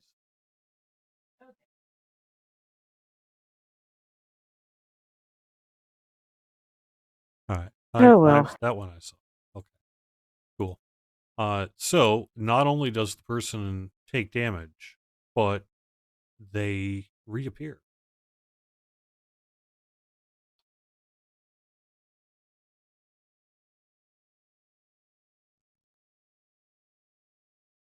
Lee, it's your turn.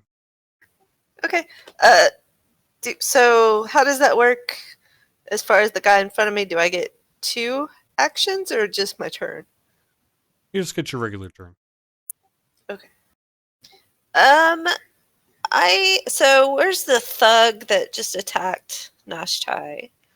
Is he behind it is us? off to your right, past the shoulder of the bard.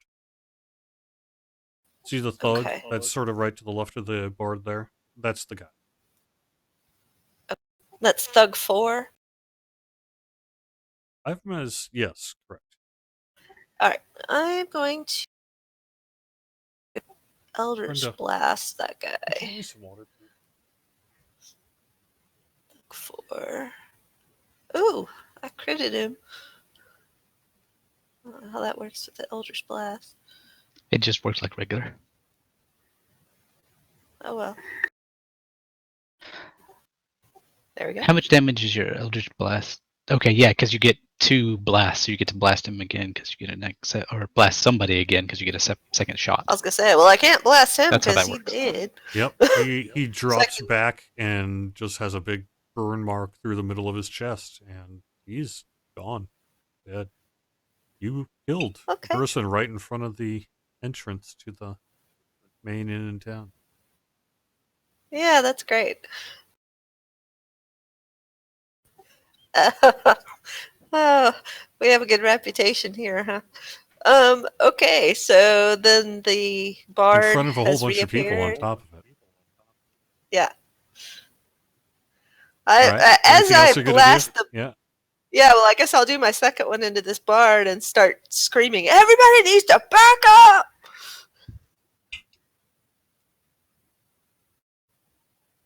That also hit.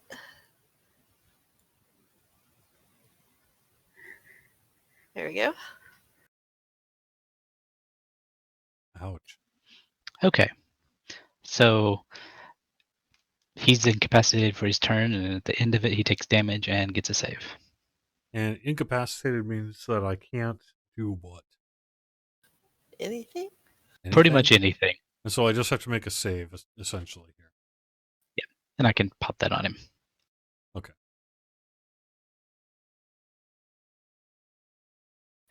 Do the damage first, because that's actually how it works, and this time I'll remember that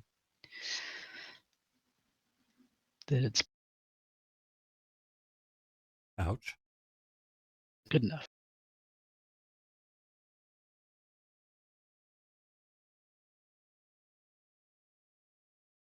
All right. So it took damage. And then what about the save?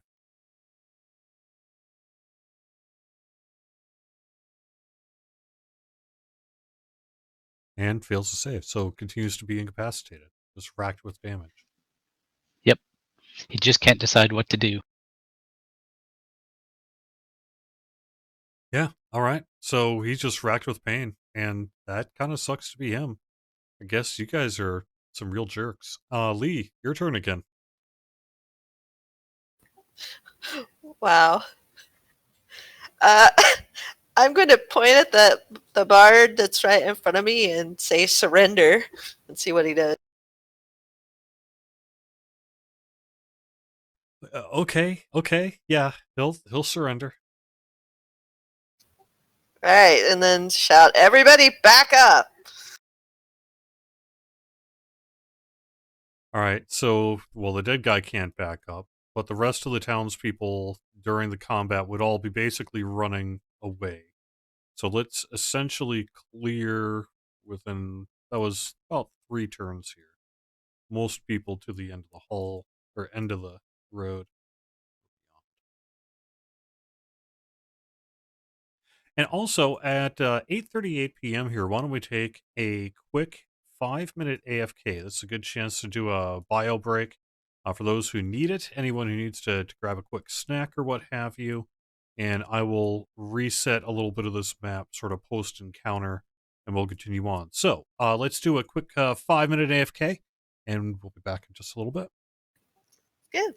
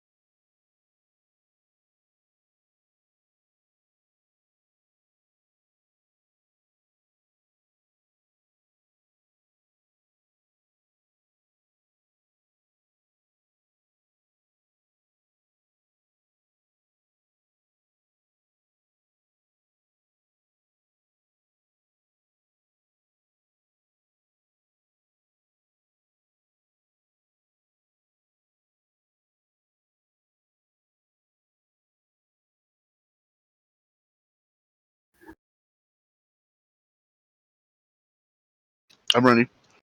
All right, everyone. Welcome back to D&D Night on DDOstream right here on twitch.tv/DDOstream every Sunday, 7 to 10 p.m. Eastern. Right here, we bring tabletop to our DDO-focused channel. I'm Cordovan, the community manager for Standing Stone Games. This is part 2 of a 3-parter. The final part will be taking place in 4 weeks, and we basically have a new Dungeon Master every Sunday night, doing a regular rotating group of campaigns, and you can find out a whole lot more over on the Twitch channel, including all the archive shows, and also the show is sponsored by Fantasy Grounds, and you can find out more about them at fantasygrounds.com. All right, so we are in the middle of combat outside of a tavern. A couple of bards who, with some kind of intent to attempt to cast a magical charm on you, walked up to you after they were spotted, and you proceeded to basically kill one of them, injure the other, and make the other double over in racking pain, although it's not even clear that they know where that's coming from. It Thank is gosh. also, Yeah, pretty much. Oro's turn. Or actually, was it Lee's turn? I think I may have accidentally hit the button. Yeah, I Lee's didn't turn. really. I hadn't really you hadn't actually gone. done anything except point surrender. Yeah, no problem. I'm gonna. I'm gonna ask Natasha if she will stabilize the thug that I accidentally sort of obliterated, if we can, and suggest we move with these 3 captives into our mansion for a little privacy. Stabilize. I mean, I could lay on hands him, something like that. It is not my, or even aid, but it is not my turn, so. Yeah. But you could still Well, direct. You could make that they as a bonus action. Yeah, I mean, direction. they Yeah. surrendered, so we may. So I guess we'll see if we're still in combat. But yeah, because he I said surrender, and he was like, okay. So, all right, so now. Yeah, that's right. If you want to say tie the person up or something like that, you could do that as your action this turn. I will do that. I assume you have some rope or something in your inventory. Oh, I have rope. Of course you do. What good adventure doesn't have rope in your inventory? All right. Yeah. So there you go. You get them quickly tied up. Now, what about the person dying? You had just sort of directed. Yeah, I was basically being like, to take care of that. Let's stabilize that guy. I don't want to kill anyone. I will lay on hands him. All right, so the Fine Singer 1, the one that's still kind of being racked with pain, it is now his turn. Is it time to basically make that save and or do damage, or are you letting it drop, or what? It'll still do damage, and then he'll make the save. So let's see. All right, roll it.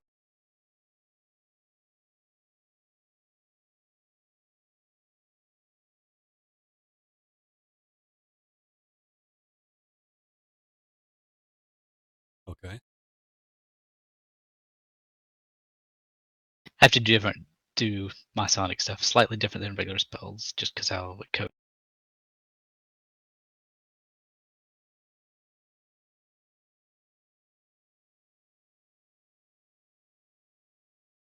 Failed to save again. All right, still being racked over with pain.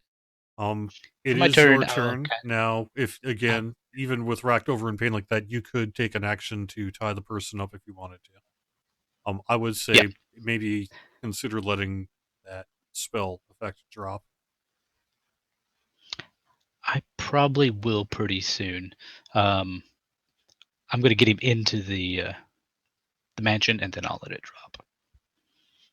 Okay. Since I'm not doing anything else with my actual action other than getting him ready and moving him along, and then I'll do it so he doesn't die. So I know I got 5 seconds. All right. How about you, Nimi? Well, everything's calmed down, kind of, right? Well, or no. You've got the thug and the bard saying that they were surrendered. There's the guy in front of you who hasn't said much of anything, but was running up to basically attack or defend, basically, the bard.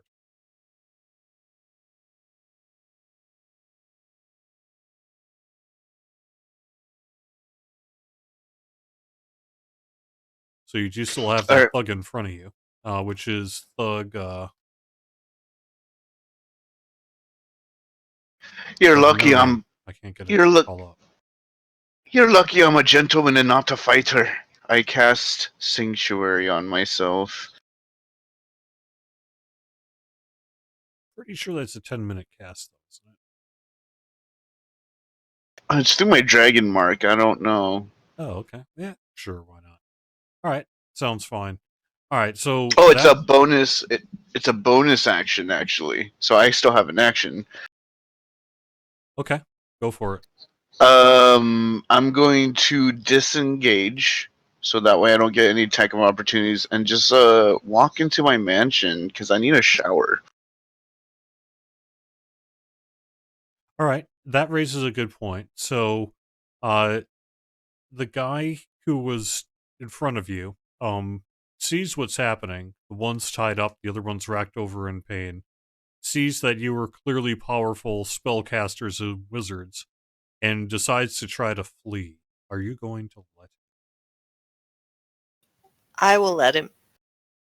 I'm already heading to the mansion. These guys, it's above me now. All right. They have question number 2. How do you drag those half-orc bards into Leoman's tiny mansion? That's why I have tall people with me. They do all the dragging. So what happens if an unwilling creature goes into your mansion? Let's see. You conjure an extra dimensional dwelling in range that lasts for the duration 24 hours. You choose where one's entrance is located, which is across the street from the tavern. It's 5 feet wide, 10 feet tall. You and any creature you designate when you cast a spell can enter the extra dimension dwelling as long as the portal remains open. You open and close the portal if you are within 30 feet of it. While closed, the portal is invisible.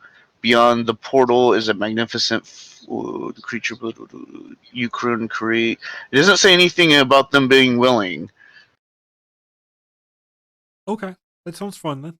So we'll assume that you can drag them up there pretty difficultly. Now, a couple of things to note before we sort of move out of combat into a more interrogation chamber here or something like that. And that is, there was a crowd around while seeing you do this. Are you going to make any attempt to explain your actions? Hide where this hut is? What are you actually going to do? Or are you just going to say, hey, everybody who's running away and saw us do this, we're just going to let them? Well, Nashti's our authority here, right? Am I? I was not aware of this. Oh yes, they sent you to inspect this, and we found some irregularities. Ah, yes.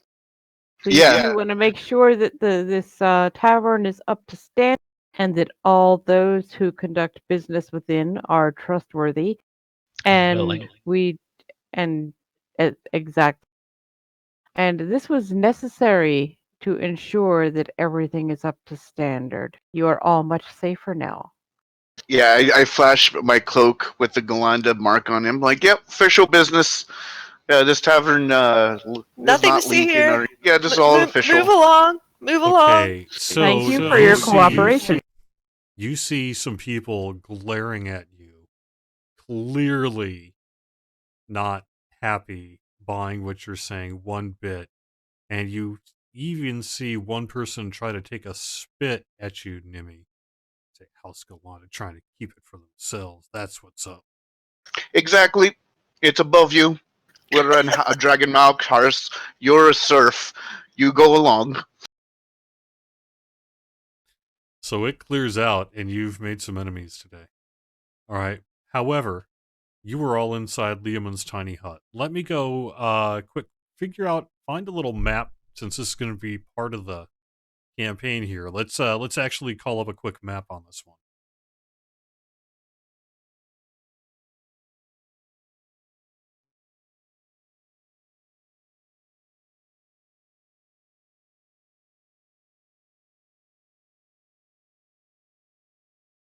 And Coincidentally, it is otherwise a little hut, right? Oh no, this is the mansion. Does it give dimensions of it? Pretty much. It do. I was gonna just use a design of a golden dragon Inn to be it. And I actually found one right away when I looked it up. I don't know how easy that would be to implement. Let me see. It Maybe is. post it in Discord. But you can create any floor plan you like, but the space can't exceed 50 cubes, each cube being 10 feet on each side. The place is furnished and decorated. It contains food. I've got a great idea. Let's matrix it up here.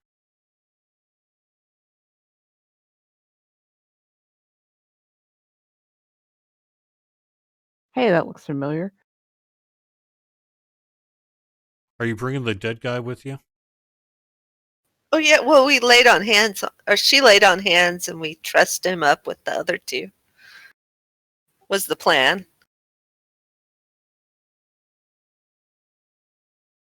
I suspect he's just enthralled or something along those lines.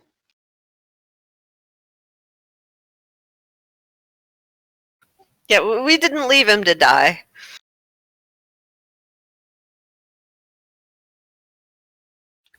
I realized I didn't write down an alignment for this character, but I feel like just murdering people is probably not my thing. Yeah, I don't really like violence, but I am chaotic neutral. I'm chaotic something. We worked pretty hard not to kill people, so in general. Hurt, maybe, but not to actually have them die.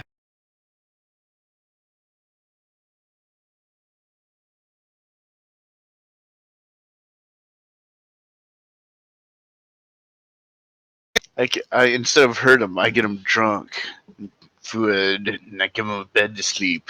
Take that, evil. I've heard that is in fact the Kalishtar way of combating the Dreaming Dark. Is being... I'm actually going to redo this real quick now that I've rescaled the map.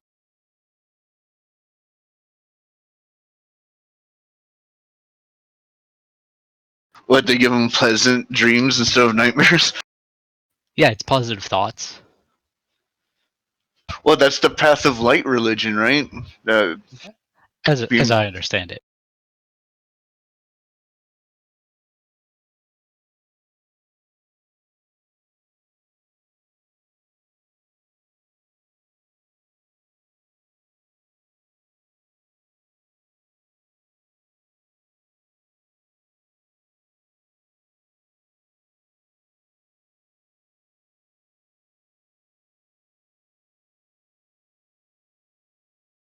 All right. So, one other thing though, and that is that the one guy who was running through, actually, he's not there. Okay.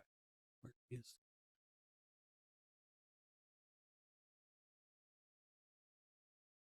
There he is. Okay. Cool. All right. So, I'm going to basically just imagine it's a big open matrix-like space full of white glowy furniture and that for as far as the eye could see, because he said about no bigger than 240 squares, right? That's an awful lot of squares. So Yeah. Yes, And it's a everything mansion, but it's a back. tiny mansion. Well, do you guys want to interrogate him while I take a shower, or do you need me here?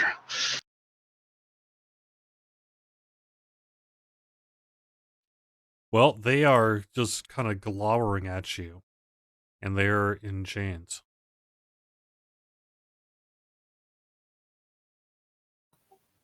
I think we all need to be here for this. All right, I'll put my shorts back on. All right. Who do you work for? Hey, can you put that truth thing up again, Natasha? Nashta?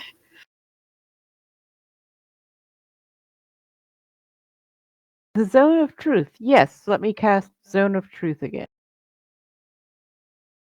We're going to be taking a long rest, correct? That's my last second level spell slot. Oh yeah, we're in Yeah. my mansion. We're just gonna sleep. Once we're in the mansion, absolutely. Oh, and don't forget your pet Nibbler. Make sure that he gets a good feeling of their feelings. Yes, Right, 'cause- Nibbler will be monitoring this whole thing and letting me know if anything's amiss.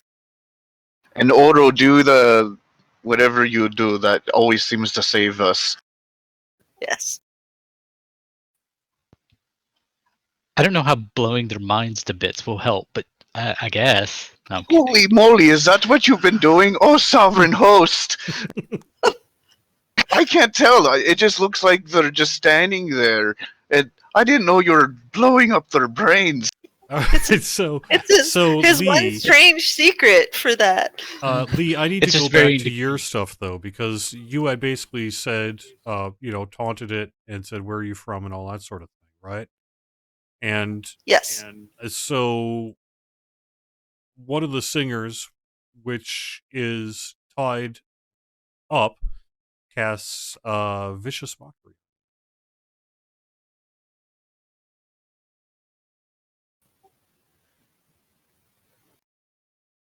And fails. You fail the save, or no? It needs to succeed. No, you fail. They failed. They fail. Whoever made the save didn't. Okay, I'm Okay. glad I'm not the only one who gets confused by that. Yeah, right. Okay. So have I yeah. been mocked or not? Yes, because you failed. Okay, and you take 3 points of damage. Ow! Now your argument continues, and I don't know, Lee, if you want to react first or if you want to give them an opportunity to react next, or what you want. Hold on. You're a half elf, right? Yes. And Fey thing gives you advantage against enchantments in general, or just charms? It says advantage on saving throws against being charmed and magic can't put you to sleep. Oh, okay. So, Is that an effect on your action tab? it's under racial on my actions. Yeah, it's not an action; Okay. it's just a thing. Yeah, click the effect and it'll be on you until. Okay, then the final piece before we get going, Oros, I need you to decide if you're going to either kill the guy or let that damage drop. I already did. It's already been dropped. Yeah. Once we got him in here, he was already chained up, so I dropped it. I was keeping mental counting on how long it'd be before it might kill him. All right. And so you just got viciously mocked, and what do you want? That was basically the response to your queries so far. All right, so you can make this easy or difficult. It's up to you. Just stare on. As you say that, Lee, one of my servants to my mansion comes up and brings you some wine. I will sip delicately while staring back.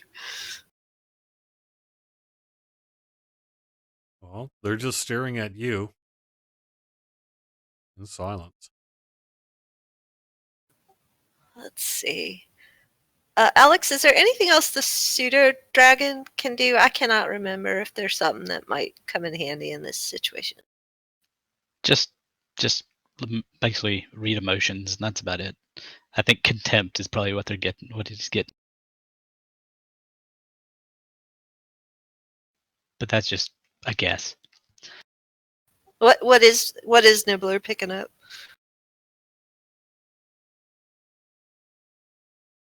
Mostly hatred toward Nashtar? Nashtai? Hatred specifically towards Nashtai? Yeah. Well, that's interesting. I will convey that mentally, quietly, so they can't hear. Well, that makes sense. Okay, well that can yeah, because she's Kalishtar, and the Kori and the Kalishtar aren't on speaking terms.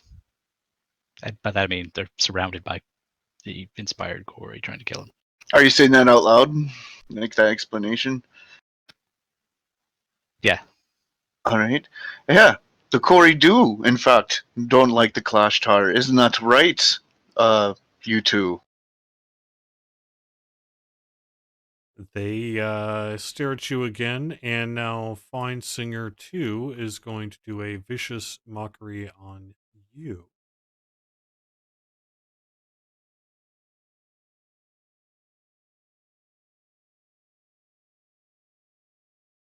All right, you failed the save, so you take 1d4 psychic damage. 2 points. With just basically a psychic insult to your brain. I'm not even going to say here. Actually, I could say here. This is what you hear. They're like, you. You. That's what you hear. It's just so harsh. Yeah. Jerry. Yeah, oh my god, yeah, right. Totally. All right, so now they've both had their opportunity to go really this turn, and I've given, I believe, Lee and now you, Nimi, a chance. Nashtai and Oro, what are you gonna do? You got that I cast Zone of Truth, correct? I couldn't figure out how to get the radius on Oh, there. okay, that's fine. Yeah, you're under a zone of truth. They're not compelled to answer you. Just if they answer you, it has to be the truth. Right. I would like to ask them. I'm trying to think of a good way to word it.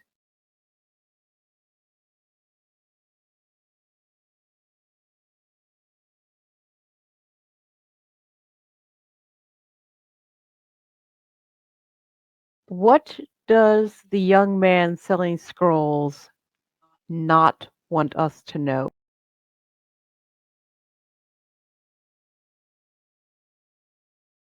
Oh, I imagine a few things. One says to the other looks and says, "Sure." But you're Specifically, never going to learn them. remember, you're not allowed to lie.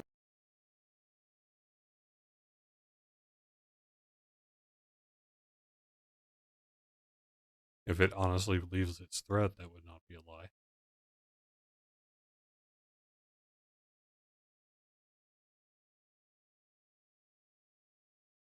All right, Oro, what about you?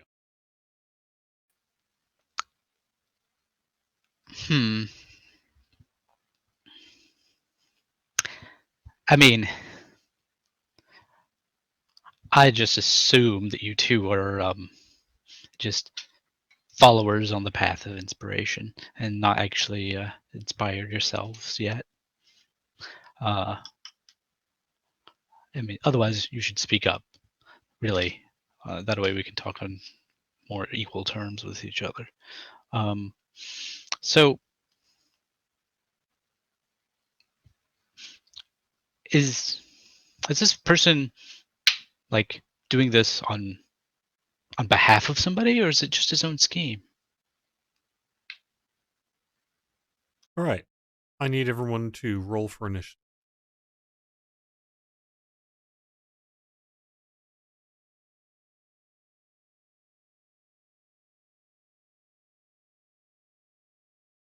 Oh no! Wait a second. I think my halfling luck actually can affect that. Yeah, if you rolled a 1, get to re-roll Yep. it. I will halfling luck that reroll. A little better.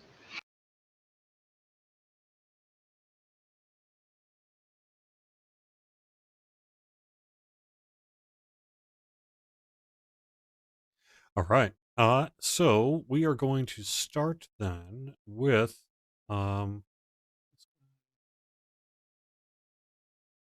Nimi. You're up. Wait, what happened to me? Oh, what did happen to you? Actually, what happened to Fine Singers? That's actually 2 should go first, then Lee, and then you. Sorry about that. I'm not quite sure how I managed to do that. All right, so the combat anyway, tracker is not resetting. That's why. regardless, it makes sense because story-wise here, because you see Aorin's Fine Singers 2 bust through his rope chains with just a gigantic pull of muscles and gets a chance to take a turn.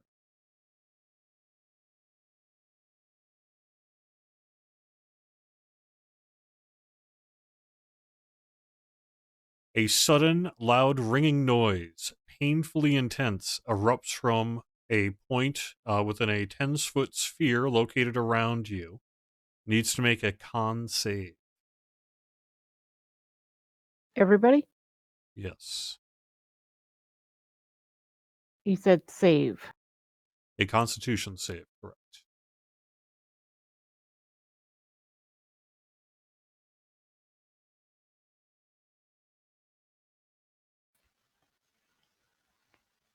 Sorry, Lee. Yep. All right. Everyone who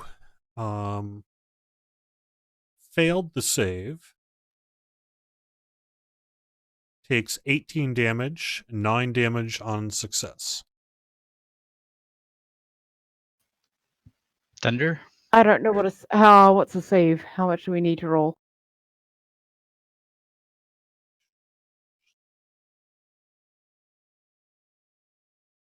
Good question. I should know that. Wait, did I save or did everybody else save? Probably everybody else saved. Okay, so I take full damage. Chances are high. What's half damage? 9? Correct. Yeah, so I'm going to say, Lee, you failed, and everyone else made it. Okay, so how much do I take? 18. And everyone else just takes 9. Youch. Yeah, I Additionally, can't. so I can't give that to myself. You'll have to give that to me. That's fine.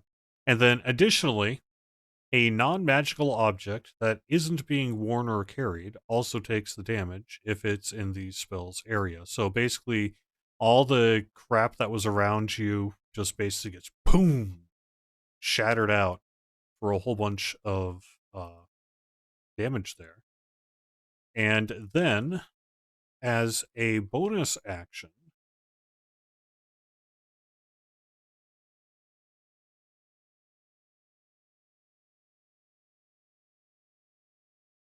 Hopefully he didn't kill his other guy. Well, there are 2 it guys. targets you, Oro, and you failed the charisma saving throw, so you now have disadvantage. Charisma saving throw? Hold on. It's a DC 12 charisma as a save. reaction. Yeah. Yep. As a reaction, I will cast Mental Barrier, which gives me advantage on that save. All right. Yeah. Hooray! All right. Still that. So now you have disadvantage on ability checks, attack rolls, and saves until the start of the Bard's next turn.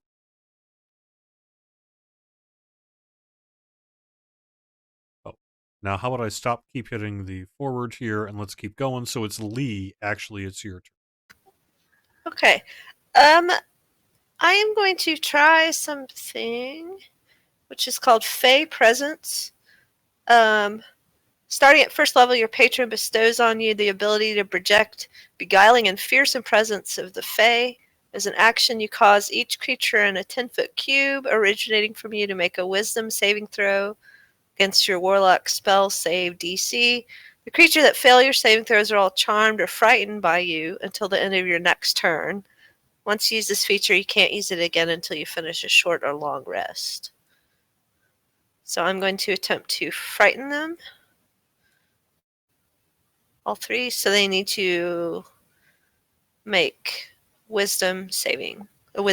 You should be able to actually drag it right on there. There should be something in your action bar, I believe. It's under features. I'm trying to see Fey presence. I mean, I can just give him a quick wisdom save. Oh wait, maybe this is it. Hold on. Okay, yeah. So let me target all the 3. I think I found it.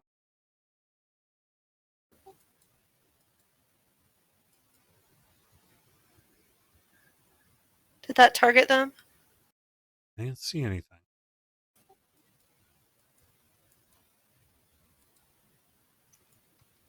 Yep. There we go. Hey, now you're targeted. Yep.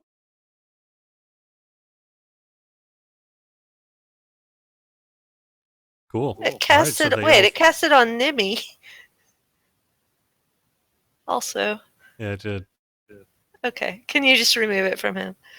I'll just. So, so the ones that failed are frightened until the end of my next turn.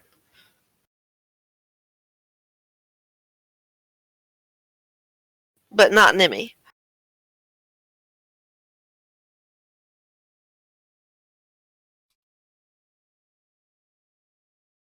Yeah. Okay. They're definitely frightened. Anything else you're going to do then? If not, it is Numi's turn. No, I think that's an action, so that's all I can do pretty much. Thug 4 may be technically alive, but the person is not really responsive. It is mostly just kind of sitting there, barely alive. So is not taking actions. Nimi, your turn.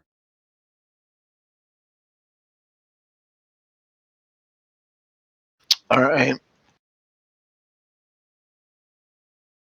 Ooh, this is a tough one.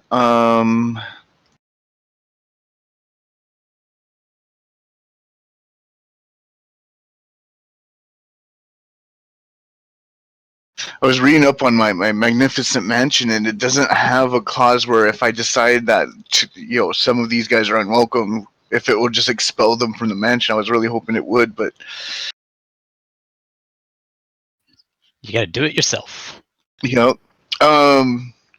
Nimi's gonna raise his arm in the air and have one of his servants put a robe on him, and due to the magic of the mansion, all the stuff that was just recently broken just reappears, and he's like, "Well, it's time for me to teach you a lesson."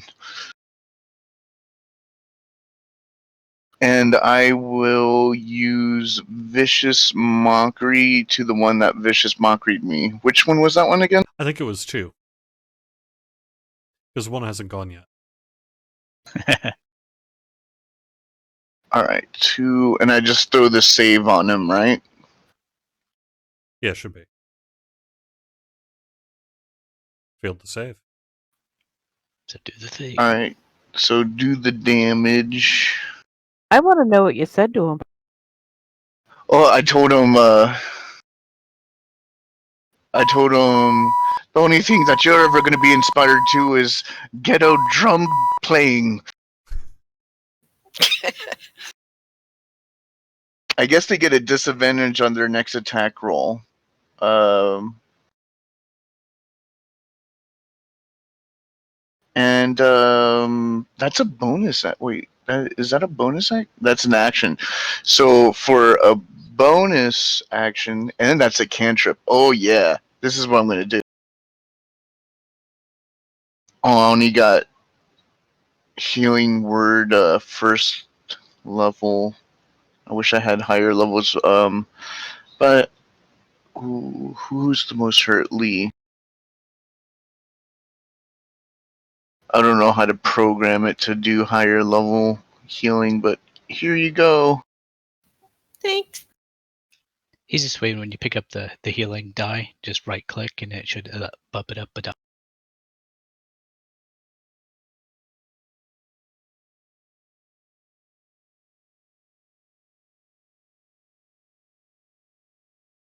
Oh, okay. So yeah, I hear you for 11, not 5 then. All right. Do I need to manually change it? Yeah, just give yourself 6 more hit points. Yeah, I'll do that. And actually, I have to give you damage Nash tie, so you're at 7. Yeah, I should be at 17. So now I'm... Oro, you should also be at 18. And Nimi, you made your save, right? Or you're the only one who failed it? I already put the 9 damage. did I you? had 2 okay. before, so I'm at 11. Okay, Yeah, then I'm we're the good. only one who failed.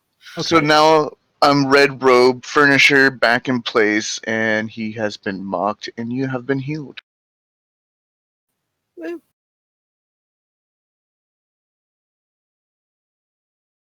Now it's Nash tie. It's my turn? Yes. Oops. Yep. Or Nash is it tie. the bard's turn? It was Nash tie's Ignore turn. my combat tracker. It's off. Nash tie, your turn. So do we want to kill these guys or what? Oh, yeah. Okay. They just destroyed my furniture. That's against the law.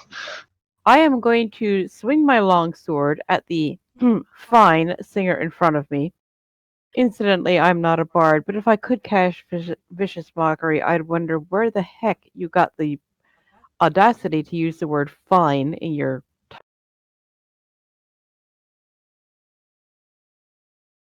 That's a hit? Seriously? I mean, just wearing armor. they're tied up and immobile. That's true. That too.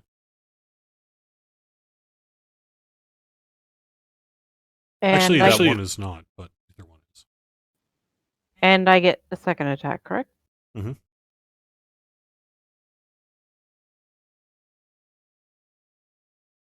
That's a hit.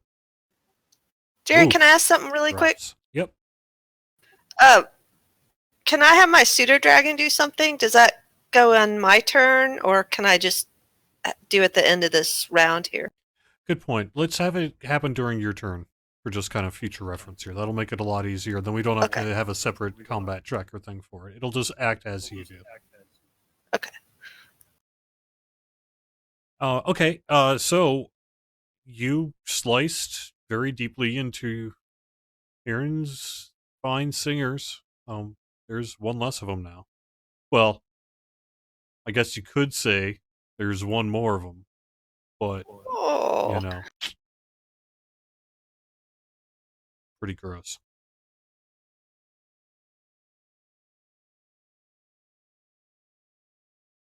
All right, so now I believe actually Oro, it is your turn, or next, and then it's the singer's turn. Yep. Last chance. And I'll count to 2. Like 1, 2, and then I'll do second instead of move action. He'll do what? Then I'll do stuff if he doesn't respond in time. He does not. Okay. Because what I'm thinking is, if y'all want, I can have Nibbler paralyze him. Failed. So we can get the information. Okay.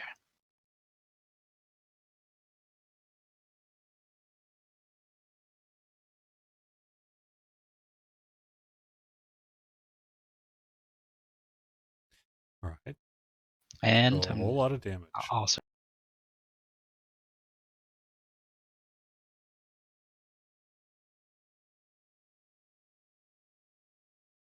Ooh, absolute failed that on a 1.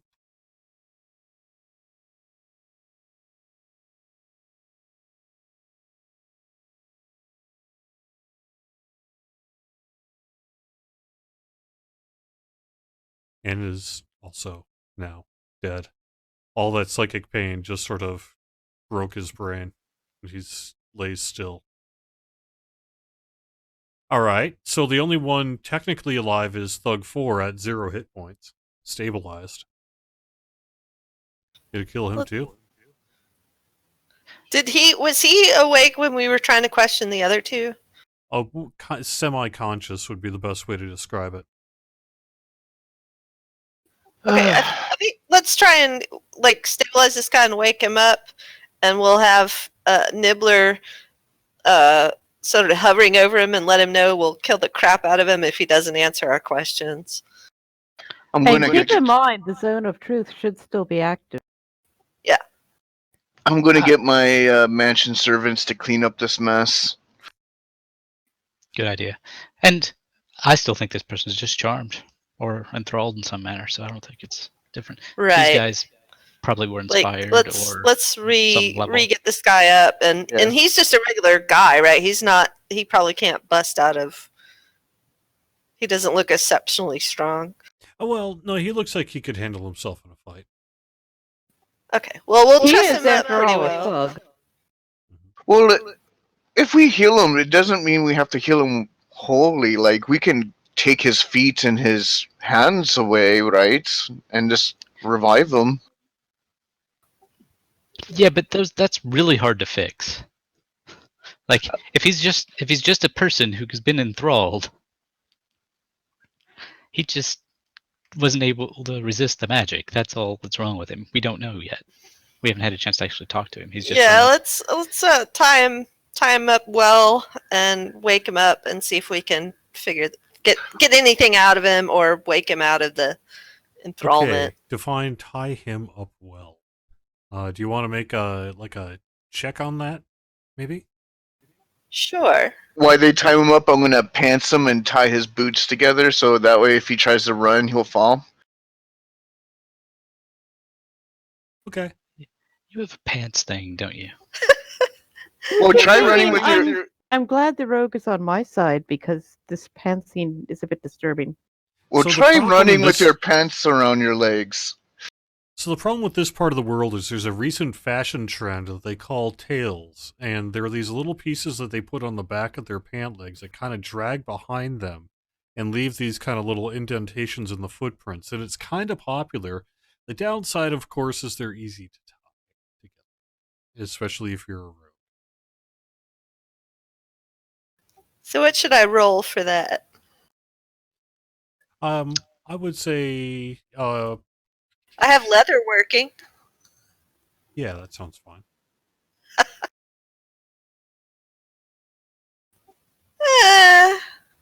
Oh no, it's not very good. I'm also going to give you a chance to do a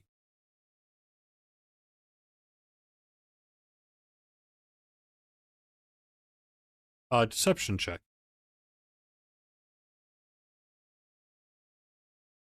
No. All right, so it's tied to the best I that would you like can, to. but not I great. would like to step forward and also bind You don't him. see that. You don't see it. Yeah, it just you're doing your best that you can. All right. And then who else is going to do it? I was actually just going to step forward and bind him with my rope. Okay, you do the same thing then. Make a check on one of your skills. Let's see, binding with rope.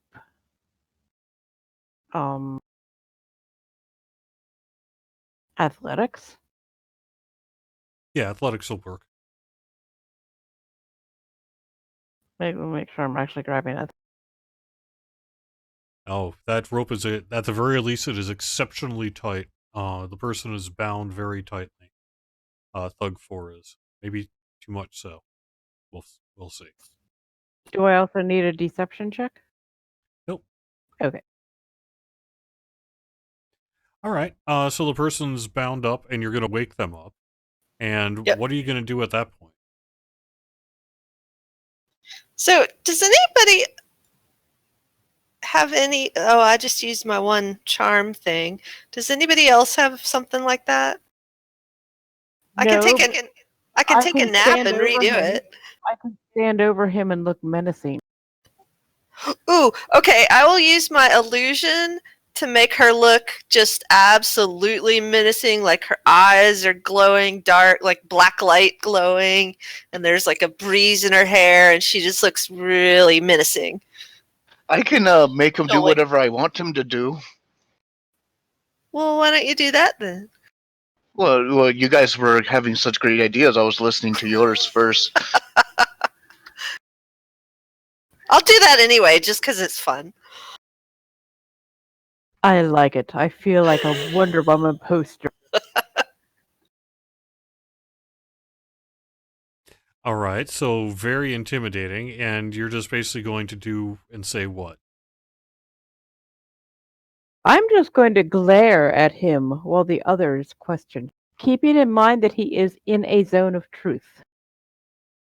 Also, I have my long sword, which is still coated with the blood of the enemies I've already slain, clearly in front of me where he can. And no small amount of his blood, actually. That's true. My servant brings out a little face powder, like little makeup thing, and I apply it to my face, and I cast friends on myself. I guess it's self-applied, and then I start prepping for a suggestion to cast upon him as he wakes up.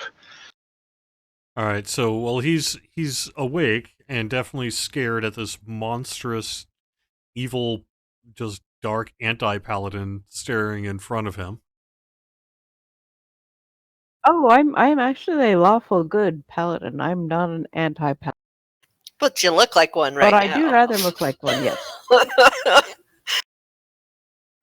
Oh, hey, Nimmy, have your servant bring him some like wine and cheese and grapes and crap and feed them to him while we're questioning him. Just for politeness. Well, it looks like my other trick didn't work, but this would work. All right. Yes. You. Bring some Talenta wine for my friend.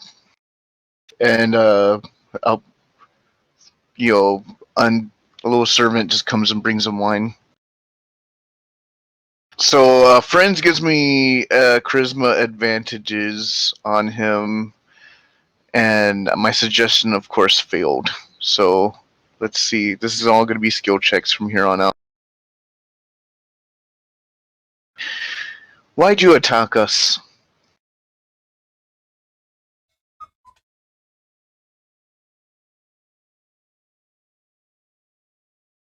I attacked because it was the order. It was the order to attack. We couldn't have that going out. How'd you receive this order? Well, just we communicate amongst ourselves. Oh, so you're part of an organization that communicates amongst itself. Oh yeah, we're very good. Are you entry level, or is there people above you? Oh, I'm a very small member of this for sure. But of course, you want to be bigger in this, right? Nimmy, make a perception check. Remember, zone of truth. He can't lie. All right, nothing. So you don't want to advance in this organization at all? Oh, I wanted to advance. Little late now for that, isn't it? Oh, actually, I'm a deal maker.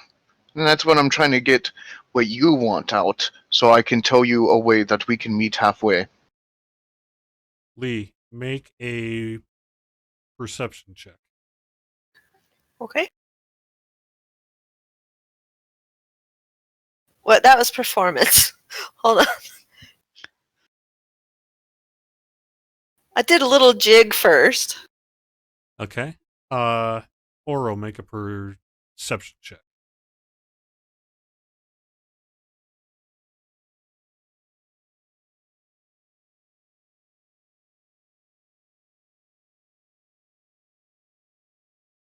All right, and then finally, Nashtai.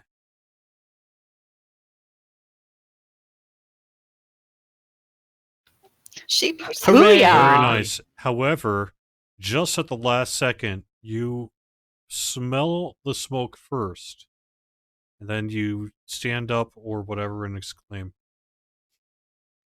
"He's burning through the ropes!" Sure enough, he busted through his ropes on the back, and it's initiative time. Okay, can Nibbler swoop in really quick and paralyze this guy from the back? I told you should have pantsed him. I thought you did pants him. Yeah, Well, I he thought hasn't so got a chance too. to get up and move yet.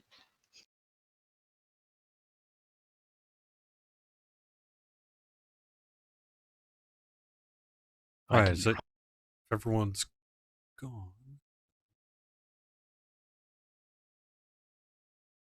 Oro, you are first. Or no, actually, Thug Okay. 4 is first. Never Thug mind. 4 is, yeah. Now we'll see if he follows us over. Lee didn't roll initiative. Oh, I didn't. Nope.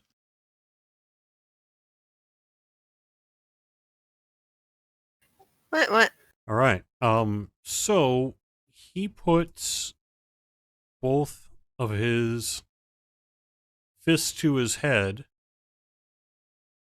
and casts Sacred Flame on himself. Make your save. Wow.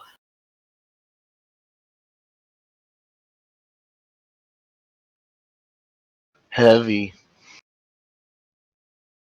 I bet if we had True C, we would see a Quarry Mind Bug on him. Failed the save, and so takes 1d8 damage. Okay, and little singe. He falls over and crumbles to the ground. Thug 4 is no more.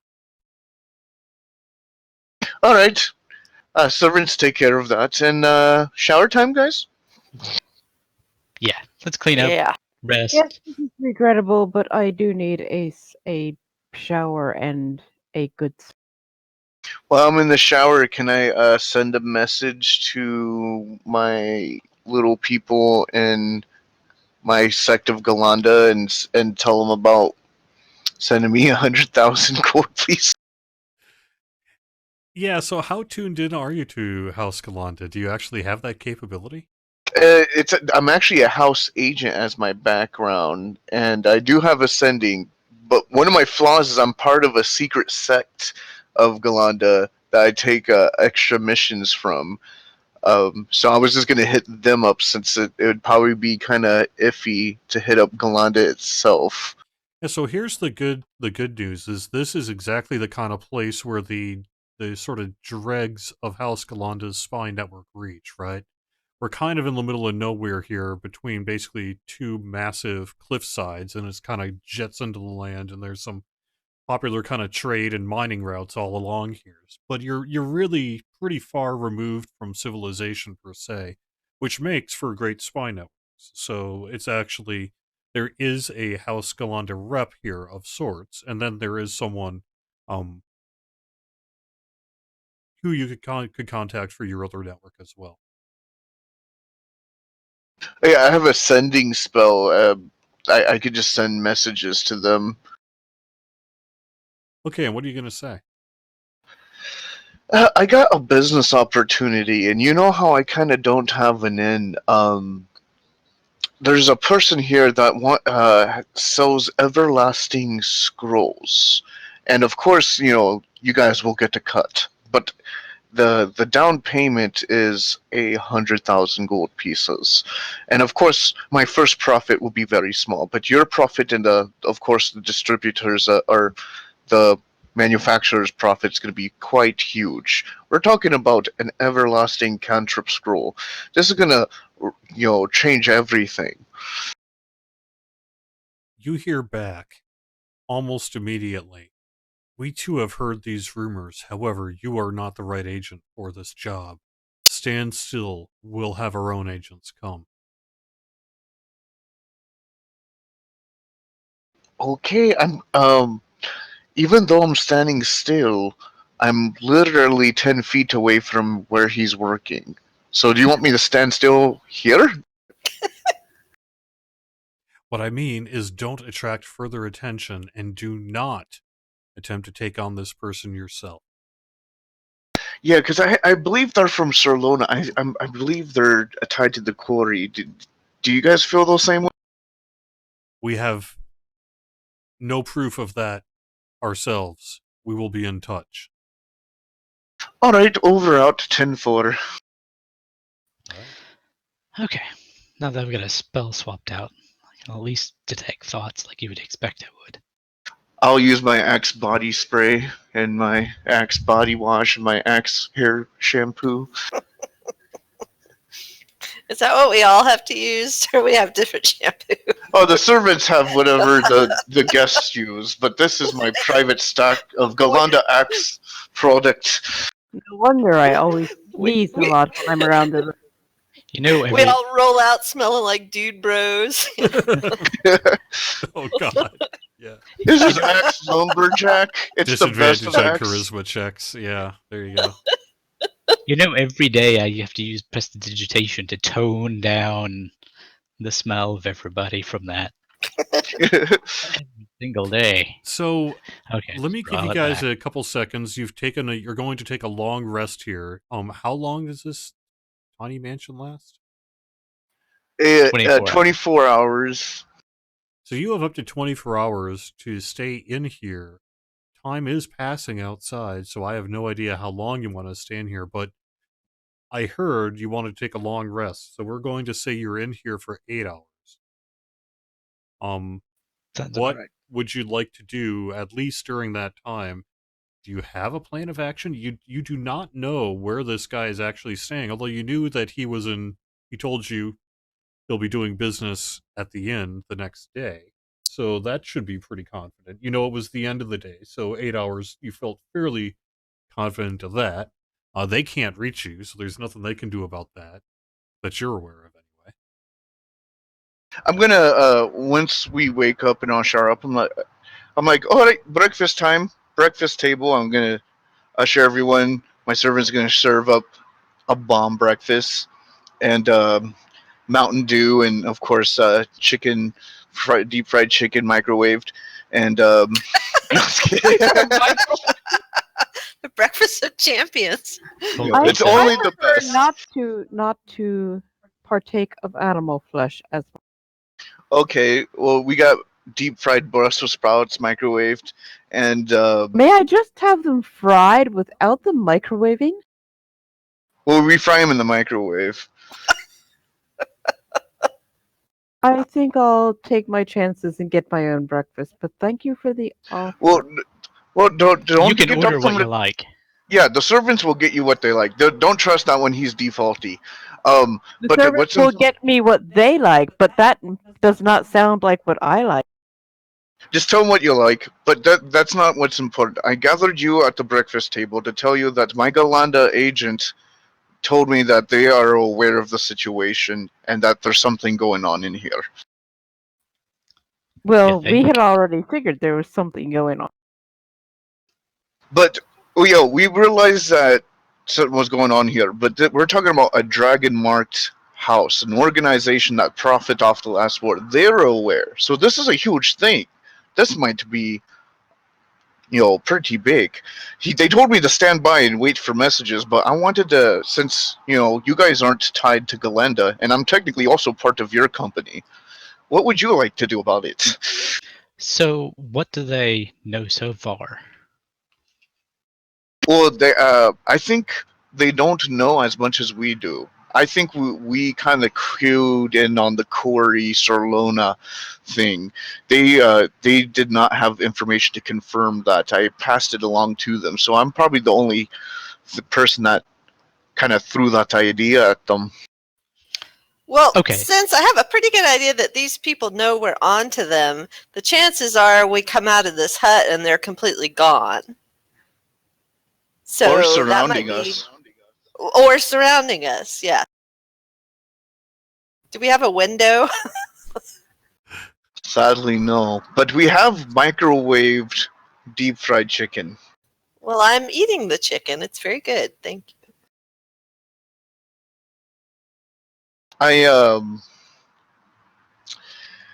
I'm kind of concerned because they did not send me the gold, and I kind of do want to do business with them because if we can get, so let's say this, we go in there because we have a front pass, right? A VIP fast truck to the front of the line. If they're We there. put it's assuming that they want to play like they don't know that we know, and we buy one scroll and we try to make it out there alive, and then Oro can do his thing to the scroll to see what's going on. Agreed. Yes. So what I'm going to tell them when I get up there is that my connection wants a sample, and I'm going to buy the sample, and that we can do further talks of mass distribution after we take a look at the sample. Of course, he's going to make us buy it. Are Or you spending 1,000? You've got it. I mean, you yeah, were flush. It's going to kind of clear you out, but you're okay. yeah. If it's going to save the world, Nimi's going to spend 1,000. 1,000 gold pieces isn't nothing compared to being famous for saving the world. Or, living in a theocracy. Well, I mean, Nimi, there's Thrain, but that's different. At least you get to choose to be part of the theocracy. Nimi only cares about the fame, but yeah, that too. But this is my suspicion. My suspicion is the scroll is some form of gateway or connection to the Dreaming Dark that allows them to take over individuals when they want to for limited times, and it probably just is a way of opening them up. And that's probably where the cantrip power is coming from. I agree. That makes sense. That's my blind speculation. So, Nastasia, you said you were born in Solona, but you left before you got into the culture. Yes, I was very young when I left. I really don't remember it at all. This is scary. Yeah, it's well, now you get to find out more about your culture.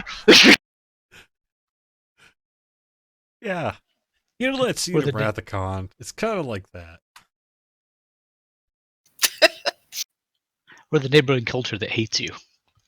Do you know exactly why they don't like you? I do not. Well, I don't know much about this myself, but what I've learned from House Galanda is that the Klashtar people are a specific group of Solonians who took refuge of Quarry that weren't evil Quarry, like the Dreaming Dark Quarry. So you have a spirit besides your spirit that you kind of host, and their spirits want to kill your spirit. Because they're jerks. Well, Hey, my spirit has not made itself known to me, although I have sensed the presence of something. I feel sometimes as though I am not alone, even when there was no one else inside. That makes sense. Because you left and you didn't learn. No one was there to teach you, so you kind of that makes sense to me. If I didn't know anything about this mark, I point to my dragon mark tattoo on my arm. If I didn't had my family teach me what this means, I wouldn't know what to do with it myself. Hey, question. If I sent Nibbler out to reconnoiter, would I still have my psychic link with him, or are we cut off in this mansion? I think it is. Looking up the mansion, it is its own plane of existence, so I don't think, unless that psychic would be extra dimensional, I don't think you would be able to communicate with it. But he could go out and fly a loop and fly back in. Correct. Check your abilities. I think you've got extra powerful link with yours because you're a path of the chain, but I'm not sure. It's possible. Path of the chain. Yeah, at least give it a try. All right, because I want to send him out and have him, because he can be invisible, and have him fly around, see what's up, and then either let me know or come back in and let me know. So there is a problem with that, and I'm not trying to be a rules lawyer, but there is a problem with that in that when that tiny hut opens and closes, the gate is actually like this big shimmering gate. Yeah, but only people. Well, they'll be able to see the shimmer, but they won't be able to enter unless they are people I validate. Yep, but you are absolutely going to make yourself known if you try to open that door to enter or exit it. Well, but we would anyway when we come out. Oh yeah, when you come out. I I mean- mean, if you want I mean, to, you they'll- can. I'm just saying that if you do that, it's not like an invisible, sneaky thing's going to happen. A big shimmering gate's going to open and then close again. Yep, but they won't see him. They'll just see the shimmer. Do y'all want me to do that so we can know what's going on out there? If you do it fast enough, if he just runs out, the Yeah, shimmer he will can- only be there for a second, right? Yeah, he can go invisible, shoot out the door, fly up, reconnoiter, and then fly back in again. Or let me know if we still have our connection, which I think we might. Although I guess, Jerry, that's up to you. Okay, so you open up the door and you see a bunch of scared faces right up close to you, along with the backsides of a couple of dwarves on each other's shoulders right in front of the door. And the entire area is completely packed with people standing around for the night. Can he get out to get up? Not Up without above ramming everything? into somebody, but if you want to do that, you can.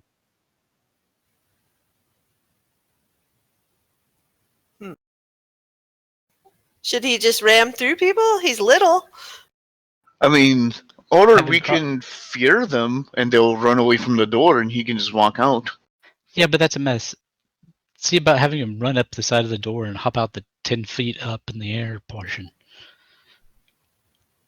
Yeah, He's a because 10 he's foot like the tall size of a monkey. house cat, I think. So, yeah, can he like zip out at the very top, like You between can- heads? Like I said, yes, can, but not without touching or hitting some. Because it's basically, think of it like trying to get out from a rock concert. Kind of. Okay, well, he will just go. He's invisible. They can't see him, and he'll just pop through the most likely spot he sees, like as skinnily as he can, and just Sure, go up into the make sky. a athletics check or dex check, whatever you prefer. Okay. Athletics.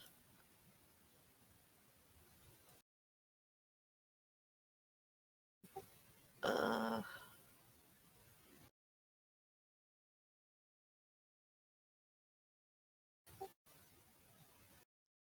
Sorry. 12. It's not bad, but it's not high enough. And as the pseudo dragon tries to get right to the corner, it clips the back hair or the back of some bald dwarf's head and leaves a big open gash on his skull. The guy turns around, and as the door is shutting again, his eyes grow wide. He points and yells, "There they are!" Oops. And Well, that now we is where we're going to leave it for the night.